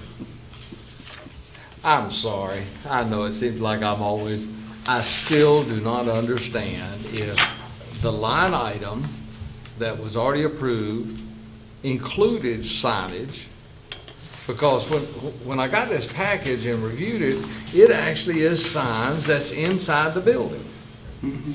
And if you will review what we have already authorized and that is on the list, it includes these signs. And I don't understand why we've got another budget amendment for those same signs. Well, let me walk through this. Okay. Here's my understanding of it, is when we did the financing of this, what we got the schools to agree to was to fund, I'm thinking, about $2 million. That's correct. And so at the last meeting, what you have to do is amend your budget to show their money coming in. So this is not in addition to what they had formally agreed to. At the point we negotiated with them, the line items on the signage was this $326,000 lump sum figure. And as she points out here, this is still an estimate. It's more or less an allowance is what they're saying, just like you have a carpet allowance or something like that. But what Pam has to do is to show their money coming into your budget with this. And so all we're doing is showing the 326, but it's their money. It's their sales tax funds. It's their sales tax funds, but that was part of the 326,000 we agreed to in that final negotiation session we had. You remember, at that point, we took out the solar trees, which I think were That's correct. 132,000, but that left this amount in there. So it's no change from what was agreed to at that meeting. But we have to show it running through our books is what this amounts to. And that's why you had to approve the others as well, because that was parts they were funding that was not coming out of the $38,452,000 you borrowed. All right. I suppose that's the question I have, because Okay. I don't recall that. Now, there again, I'm getting some gray hairs. Okay. But you're saying that when the final negotiation, we took out of the bond package, $326,000 for the signs, and this is being funded separately. Is that By what the you're saying? schools, along with things like, if you remember, the kitchen area, and we were taking that out of their cafeteria fund. That's correct. That was around, I think, 500,000. I just don't remember the Right. signs being a Okay. part of that was taken out. We double-checked it, it was. Okay. It included, their part was 1.651 million, and it was case goods at 1.2, artwork at 326, and construction manager cost at 103,000. They came to 1.6. Y'all approved the other two. This is the artwork. Well, sign. you see the terminology. First of all, they said it was artwork. Then they Yeah. turned around now and said it's signs. No, that's right, and you know, it's signage / artwork, but it always was part of it, and it was always Okay. part of the, Total an integral part of the total package. Okay, I just didn't want it double dipped. No, we're not, we're Okay, not. This is not a 326,000 add-on to what was already in for artwork. It is that. Okay. It's the original contract. Mr. Chairman, I move adoption. It's just an accounting procedure to lose money, right? It's using their sales tax money to fund these projects Okay. instead of borrowing the Sticks to the money. budget. Right. We got a motion on the floor, let's act on the motion, then we have to go back to discussion. We have a motion on the floor that we accept budget amendment 553. Now, any other discussion? Better call the question quickly. If no other discussion, all in favor show sign of right hand. Motion carries unanimous. Thank you for the explanation. No problem. Mr. Chairman, on number 7, the 911 Communication Center staffing, we also thought we would be ready for that, not until 1:30. So we actually have, we've put that off until 1:30. So if you have no objection, we'd like to move forward. Yeah, we're going to do the land acquisition and then go ahead through our comments and use that time until 11:30, and then we can go and when we come back, it'll be time, they'll be here for both those presentations. Okay, if you would, item number 8, the land. All right, land acquisition, we are recommending that you execute the purchase of the property at Grant adding on to the Grantham Middle School. And what I would recommend is the following motion. A move to purchase more or less 8.3 acres from Edgar Jean Thornton, John Keith Thornton, and wife Denise B. Thornton at $17,500 per acre with the appropriate budget amendment. And this property is needed so that we can put an on-site waste treatment facility there. And I just want to go over the economics of that. As y'all know, we had municipal engineering do a detailed study looking at the two options that we had. One option is, and the most expensive option is, we could put a pump station at that school, but we would have to have a force main of approximately 7 linear miles going back up to our gravity system in Marmac. And the cost on that, the estimated cost from municipal engineers, who's our consulting engineers, was $3.4 million. In addition to that, you would then have the operating cost of paying Goldsboro our standard rate under our contract for every 1,000 gallons of sewage that went into their system. There's one other operational issue with that is, There's not that much flow, particularly when school is out during the summer. So then you have the issue of, does that flow become septic before it hits Goldsboro's system? And when sewage goes septic, you have major issues. It also creates more gases, which then eat up your interior concrete and linings and your pipes and things. Plus, they may have an issue with the treatment and want it diluted down before it hits their plant.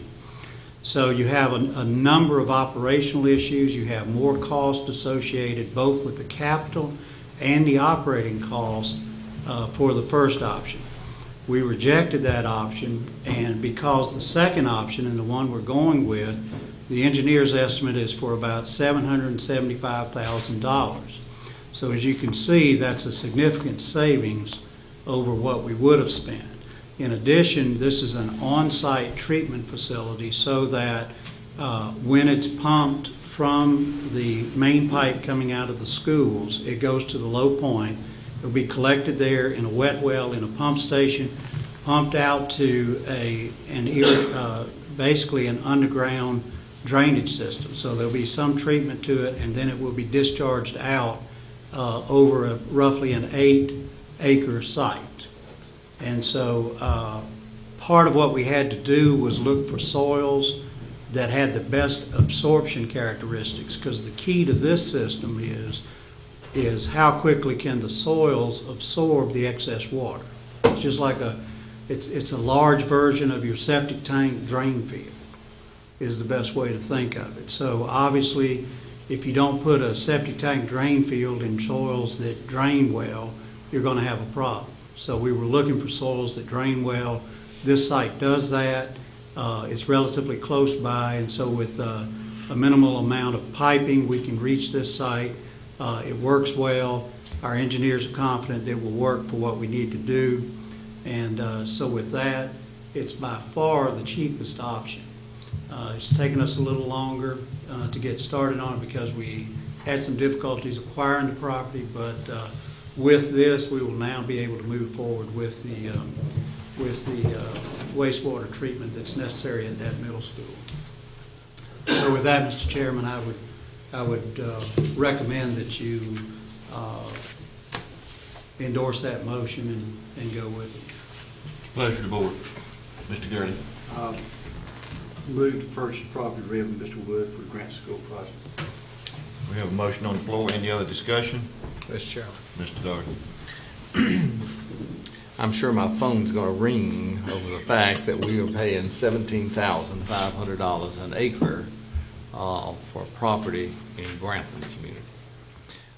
And before everybody runs out in Grantham and puts their land up for sale at $17,500 an acre, do understand that this board was put in a very awkward position in that we had to locate property nearby that could accommodate a septic system.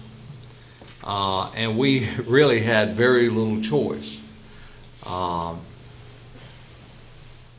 With that, all that said, I'm just saying that you sometimes you have to take the alternative of choice, the lesser of two evils, should I say.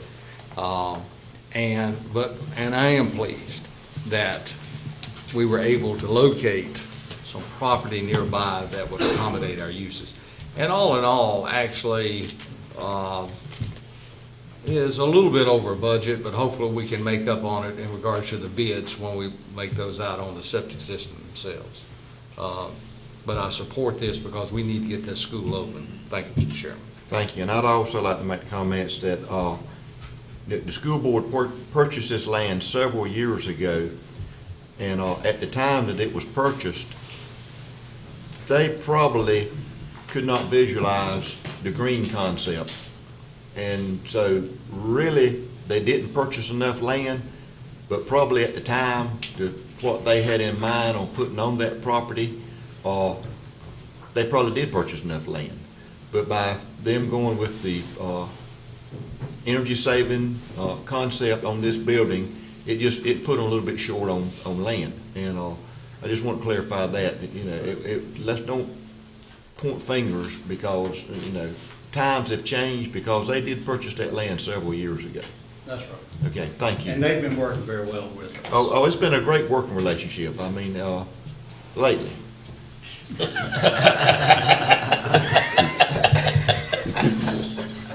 Any other comments? We better us. We have a motion on, the floor. No other discussion. All in favor, show sign of right hand. Motion carries unanimous. Mr. Chairman, if we're going to pull those others over till 1:30, then we could go ahead with the comments, if that's y'all's pleasure. Fine with me. Okay. As far as my comments, I only have a few I wanted to go over with. One is I just wanted to remind everybody that we will have a meeting in this chamber tomorrow morning at 11 a.m.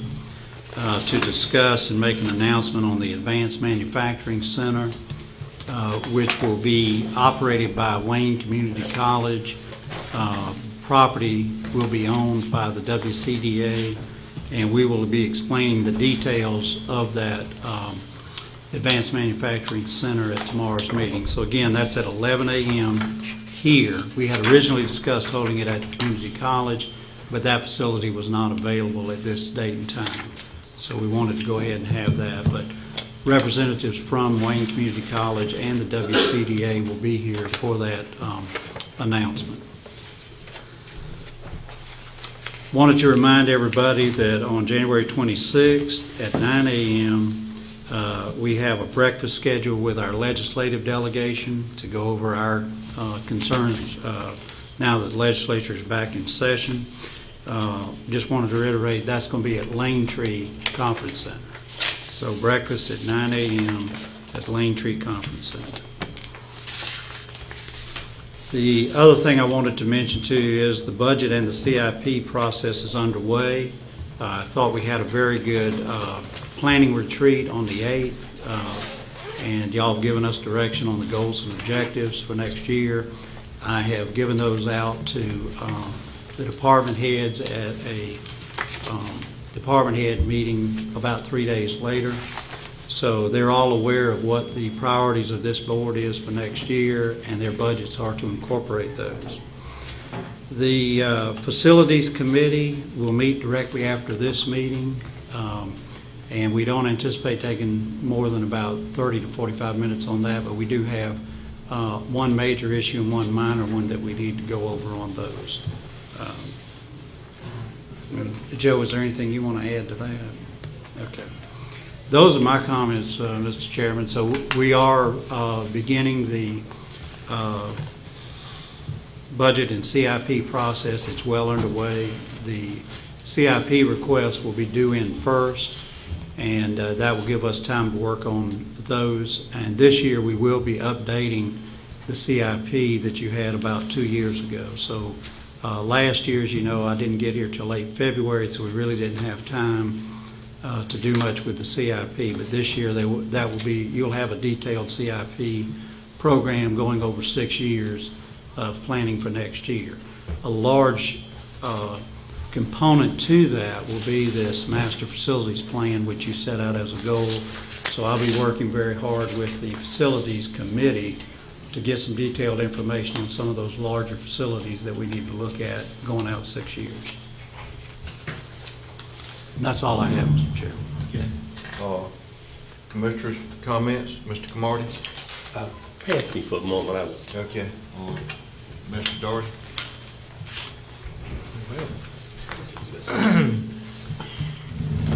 You know, a lot of times you hear where boards go into a retreat.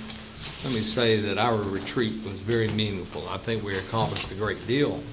I would hope, going forward though, as a suggestion, that maybe we have a little bit more time for input from individual commissioners.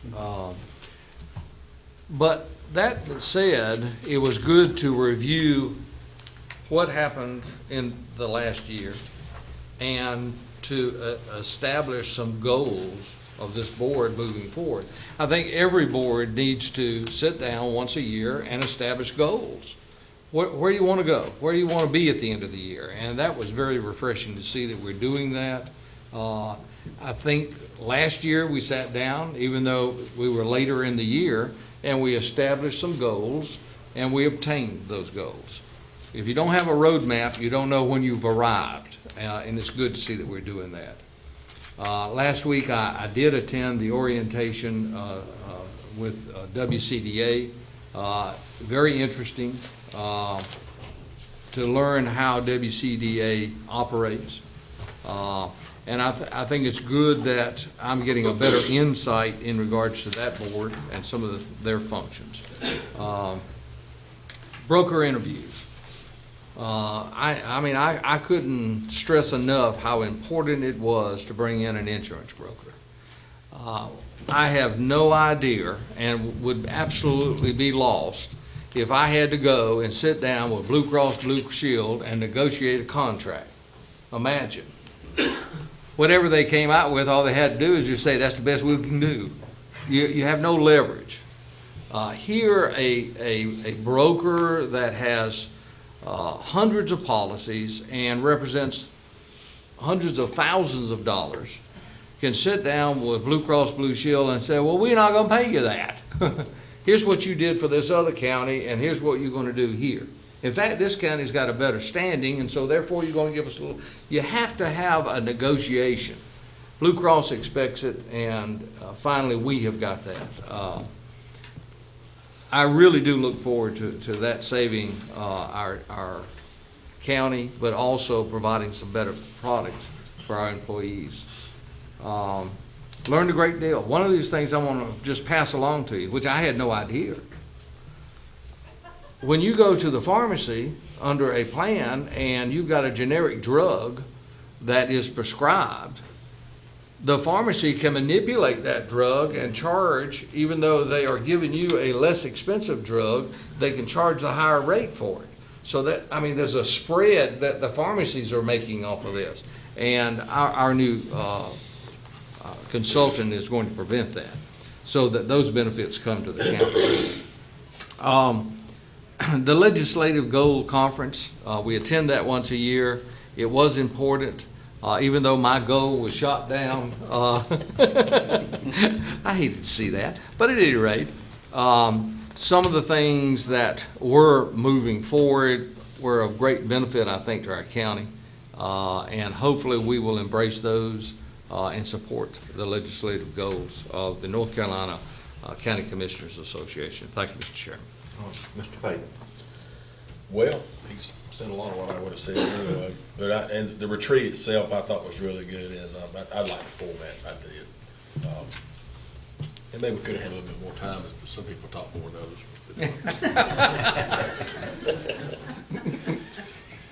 Pinehurst, I enjoyed going to that. I always enjoyed being part of that. You know, I think Chairman for standing and voting for us on Friday. For those who hadn't been there before, it's an experience that you need to experience because it's something else. Last night, I was honored to swear in the new officers for the Sawson Fire Department, and great food and a great bunch of people. And what impresses me about that particular fire department is they got a bunch of young guys in there. And we've got to recruit young people into the fire service all the way across this county because in many cases I've seen they go there and they're my age or older, and it's tough to get out there and pull all those hoses and all that. Don't you agree, Wayne? Yes, sir. Anyway, I really enjoyed that. And I'm looking forward to tonight's event at Langtree for the Fireman's Banquet, and at 7 p.m. for those who did not know. And I'm looking forward to the Advanced Manufacturing Center announcement. It's been a lot of hard work going on for a long time by a lot of people. And that's all I'll say about it this time. Thank you, Mr. Chairman. Thank you. Mr. Mayor. Thank you, Mr. Chairman. With the retreat we had at Still Memorial Library, it was well, this is the fourth one, I guess, that I've been involved with. This was a really good retreat because we were able to be open with what our thoughts were for our accomplishments, in 2014. I'm tongue-tied today. And the goals that we have set that as commissioner would like to see in 2015, along with, of course, talking about the county budget. So it was a really good session.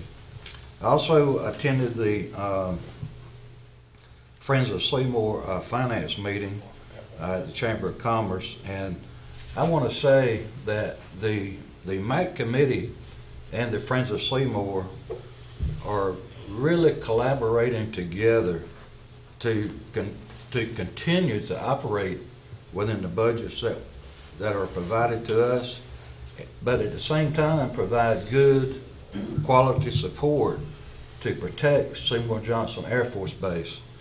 When you get in a finance meeting and you're saying, well, you look at a visit that we made, like to Langley, and you say, well, should the Friends of Seymour pay for this particular item, or should the MAC committee? When you get down to that fine of the detail, that is good that we are spending the money where it needs to be spent. And so I'm really thankful and proud to be on the committee for that. I also attended, on the 14th, I attended my first meeting of the Wayne County Health Board, and I'm telling you, that is a huge, huge part of Wayne County. I'm talking about size-wise and budget. Several new members were sworn in, including myself, but the packet that they gave us, I think it'll take me 6 months to go through it. I mean, it's so much information that the health department does and the services to Wayne County. I will say that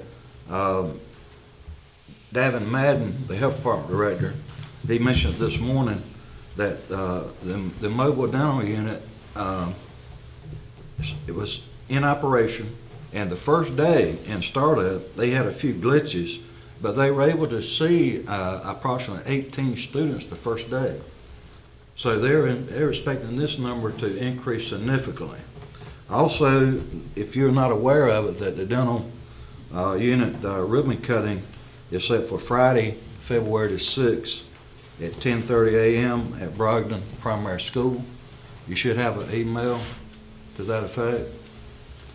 Also, as already been mentioned, the association meeting that we attended in Pinehurst, the two top goals I understand that were voted on were continued state funding of Medicaid and restoration of the original 40% share of lottery proceeds designated for school construction were voted on as the top two priorities for counties in 2015 and 16.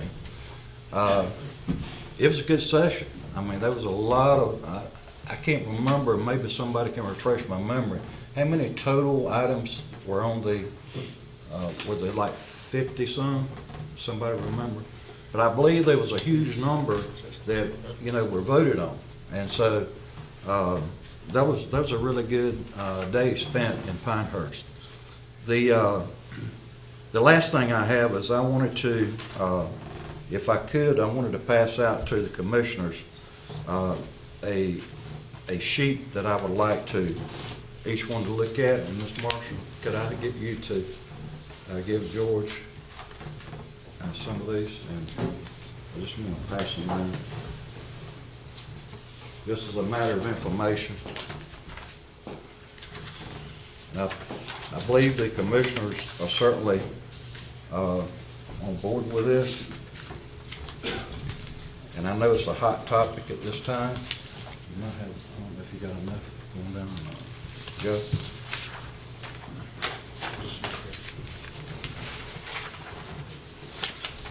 But I actually learned part of this, most of this, at our meeting Thursday in Pinehurst. But as you know, I am a proponent of the 2012 marriage amendment that voters passed in Wayne County and across North Carolina. The recent rulings by the U.S. District Court that this amendment is unconstitutional, even though passed by voters in Wayne County and statewide, should be of concern to all of us elected officials. And I just call your attention to the draft that I've given out here. There's other counties that are neighboring counties are looking at this. I found this out at our Thursday in Pinehurst, and I want to call the attention of this draft to the board. It's entitled Resolution of Opposition of Ruling on Same-Sex Marriage. And I'm also asking that this resolution be put on the agenda for the next commissioner meeting for discussion and vote. And this is only a draft. I asked Mr. Parker and Mr. Wood to take a look at this and just see, this is sort of a master resolution, and just see if it's something that, if it's worded correctly. But I do believe that the voters of Wayne County and across the state voted in favor of the marriage amendment in 2012. And I'd like to see Wayne County take a stand either way on this issue. And that it be put on the commission meeting, next commission meeting for discussion and vote.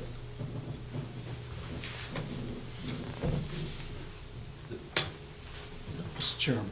Mr. Bell. I'd like to ask Mr. Mayo, is he aware that the Supreme Court has this before them right now as I speak? Well, that's the reason for this. If you read this resolution, it is imperative, and it's a time-sensitive thing that some other counties have already passed this on their Board of Commissioners. We need to get all this, our support. We need to let the Supreme Court know in our state, and also the U.S. Supreme Court justices. They will take our information that we send them, stating what our feelings are and how we stand.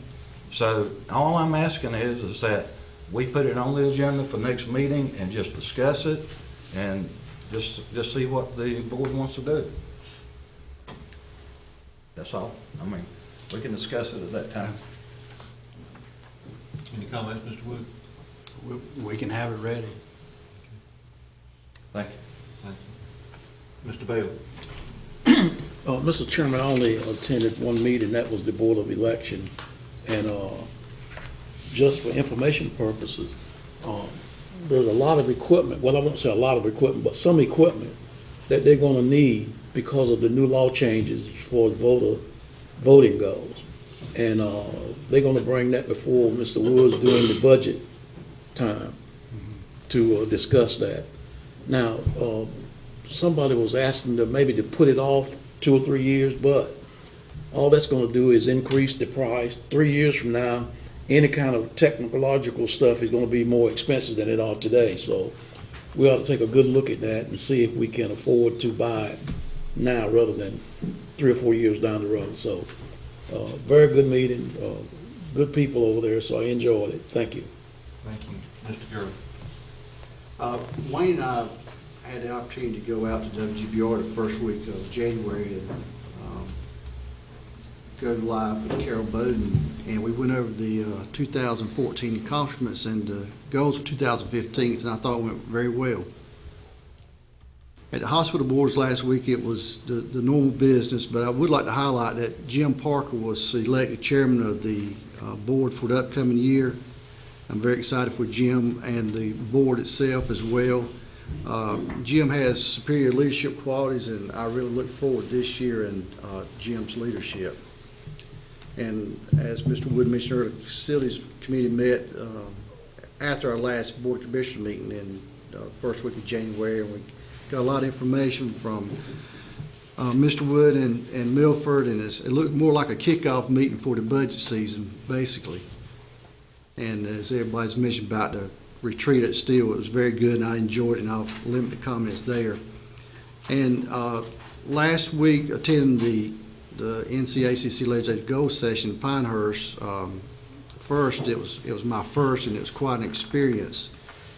And one note I'd made here, and I think Mr. Mayo probably picked up on it as well, it's important at these conferences that you network in the hallways, and that's where you learn a lot of the deep problems and deep interest to other commissioners have and share with each other.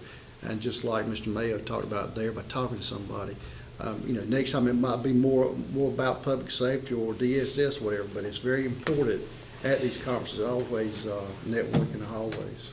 Thank you, Mr. Chairman. Thank you. Mr. Kamara. Thank you. You're Last, limited 4 minutes. all right. I'll try to speak quickly.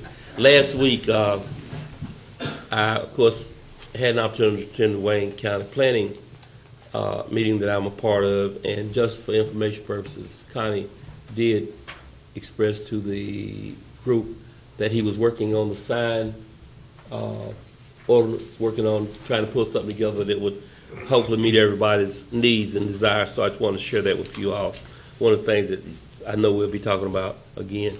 I did not go to Moore County with the gentleman, called my county manager the night before and let him know that I was not up to traveling that day, that distance, and those big hotels and places sometimes aggravate my allergies, so I didn't go. But I took the opportunity to go to my wages committee meeting that I had missed, seemed like once or twice in a row, and I really felt bad about not. So that was a good thing that I stayed back and went to that, because they also one of those nonprofits, although we give them a small amount compared to the large dollar amount that they bring into the county. Just to say it, because they said that I was reminded of that when I was at the meeting. But let me tell you what was most interesting. Because they write lots of grants, but they're writing a grant that's referred to as a parenting grant. And it's going to be focusing on a group of the population that I have a different reason for advocating for, but it's young men who are young parents. And anyone who's been watching television over some time know that around North Carolina, and especially west of us, there have been some horrible situations where babies have been killed by young parents. And as I watch that, I think that they are maybe too immature to understand the full breadth of parenting, because a child can get rambunctious, and if a parent is immature, they won't know how to deal with that, so they react in some fashion that's inappropriate. But this grant will be dealing with young men, and this is the question that I asked Dr. Ray. How broad could they make that grant so that they taught parenting? And then there was an education component in there. And I'm going to advocate with her to broaden that so that she might be able to use some of those dollars to help to provide skill training for that critical person that's somewhere between 18 and 30 years old. I know that I mentioned this a little bit at our retreat down at the library, and I think I heard someone say that workforce development will take care of that. I didn't say anything else that day, but I was wondering exactly which workforce development they were thinking about. Was it the school's workforce development or the community college workforce development? Green Lamp has it. I checked on it after that. Who is Green Lamp? They are a group from out of Greene County that. And they provide that to Wayne County? They sure do. They provide skill training to Wayne County? They're located. I hadn't seen any in Mount Olive. I was just curious as to what you're talking about. They're located at the OESC office, Workforce Solutions now. Well, I'm glad to hear that, but I would really like to hear a little bit more about that site and how we might get that information to the average person in the street. But having said that, yesterday, and I also attended the library. Don't let me miss that, because Donald would not appreciate that. I went to the library on Friday meeting, and Joe, they had a couple of concerns, but a little bit of things about facilities. But you please give Donna a call, Okay. and I'd be appreciative of that. But yesterday, John and I had an occasion and an opportunity to attend the celebration for Martin Luther King. I did not make the breakfast. I know some of my colleagues did make the breakfast. I made part of it. I didn't make all of it. That's why I say that that part I didn't go to. I was on a diet, and Wayne promised me he would eat my part, and I think he did. But there were some very interesting conversations and topics, and one of them, of course, the lady who spoke dealt on the wide range of things that Martin Luther King did. But a lot of it always comes back to voter registration. And this week, on some of the television stations, you can find some programming having to do with the relationship between Martin Luther King and Lyndon Baines Johnson as they worked through to get the Voting Rights Act in place. And the talking heads on television have brought out the fact that all that work that Martin Luther King and Dr. President Johnson did is being dismantled by our current United States Supreme Court that we're looking at, that was mentioned earlier, having to do with a same-sex marriage issue. So they're also dealing with the voter rights issue, and I wonder how they would treat both of those. Just food for thought. I made a comment because I had the podium that since I was speaking for the county, I would ask you to, I said, anyone who has any concerns, put it on a card and hand it to me. I didn't mean it in jest, but I didn't realize I was going to get any cards either. I just made that comment. And I got several. And some of it we can't do a thing about, or at least it's perceived we can't do anything about, but the public thinks that this body can have an impact on everything. One lady said, hold each other accountable to do what's best for all Wayne County citizens. I thought we were doing that pretty good. And second, more employment training and programs for youth. And that I think I, along with a lot of other people, need to know where that skill training is for youth beyond the high school level, because the public schools have programs in place if you're in school. So that above that, and we need to look more at that.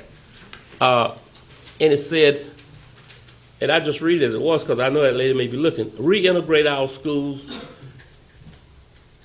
and ensure students have the same opportunities. And I think maybe she's feeling like the schools have been resegregated, just to be blunt as to what I think she meant.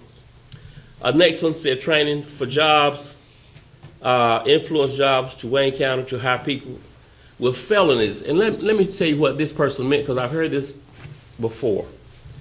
There's a whole segment of 18 to 40-year-olds who are in prison for felonies but come out. And all they may try to rehabilitate themselves. If you have a felon, it's almost automatic that a company's not going to take you. And that's why I said that sometimes they think the county commissioners can wave a wand and do anything. But there's a term called expunging, I believe it is, if I don't mess that word up. And that's a big process. But there's a whole segment of the population, and I'm not discounting felonies, but there could be felonies that were, I guess, non-violent in nature, but yeah, it's still a felony. And those folk, those folk are out there not having an opportunity to re-enter the workforce, and therefore are destined to repeat that which got them in the felony position in the first place. I'll give up. I know you, I won't say anything else. I know I've used up my 4 minutes. Thank you, Mr. Martin. Okay, I'll try to keep mine in 4 minutes. Mr. Mayo, you mentioned the goals at the conference Thursday and Friday. There was 41 on the agenda. There were 6 added on Thursday while y'all were there, which made a total of 47. There was 4 more. I'm sorry, there was 41 on the agenda, and there was 6 of them, 6 extra ones added on Friday, made a total of 47. And there was also 4 more that were referred to committee, so there was a total of 51.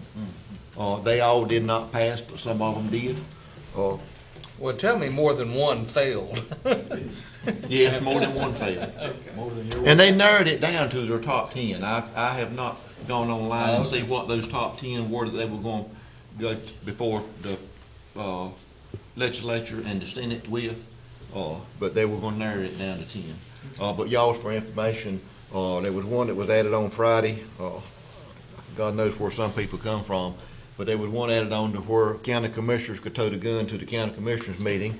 And they were fortunately, there was a judge that is a county commissioner in another county, and he reminded them that there is a general statute that says you can't bring a gun into the courthouse, so that shot that one down. Well, I was getting ready to make a motion.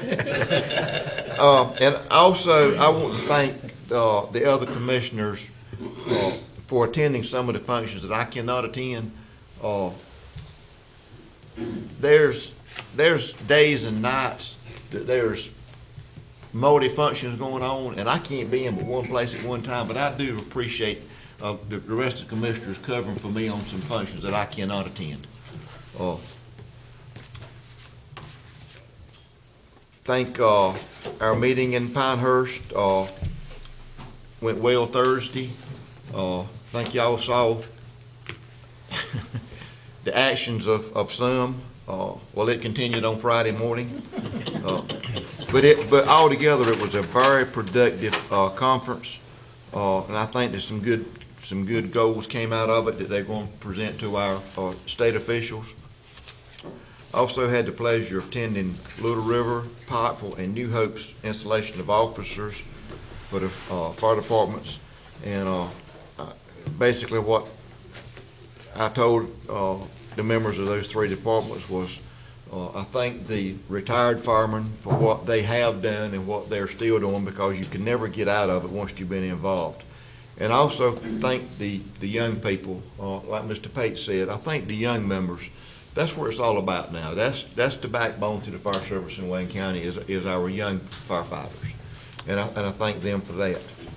Also, this afternoon at 4:30, I want to remind everyone of the unveiling of the portrait of the sheriff that will be hung over in the sheriff's office, and at some point will be hung in the new jail facility that will be named after the sheriff.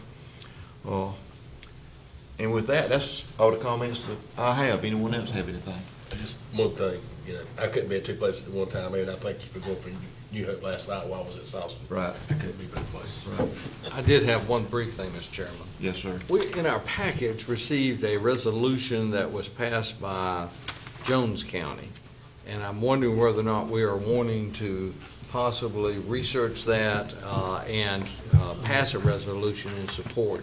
And this had to do with a resolution in support for of Marine Corps Air Station Cherry Point's VMR-1 search and rescue mission and its helicopter known as Pedro.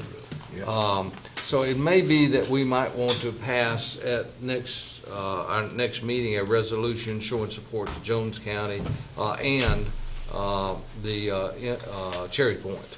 Okay, Mr. Wood, if you and Mr. Parker would look into that. Mr. Chairman. Mr. Bell. I don't think we need to mess with it. That's our major competition down there. Well, that's the Marine Corps, though. Well, we are going to be asking them, I'm sure, to support Seymour if we might need it. So. I mean, we've passed resolutions in the last several months helping other counties and other bases. Maybe it's about time that someone help us with some resolutions also. Anyone else? The reason I said that because they have almost full-time people in D.C. jockeying to keep their bases and things open down there. Oh, yeah. Well, just, Mr. Wood, if you would, just look into it. Okay, all right. Okay. Anyone else have anything? Okay, if not, let's recess, and we are having lunch at the Farm Bureau office out on North William Street. Have we made any arrangements on how we're gonna get there? Just drive? Okay. All right, and then we will be back here at 1:30 to conduct the other two items. Do we need a motion to recess or just recess? No, I think you're the chairman.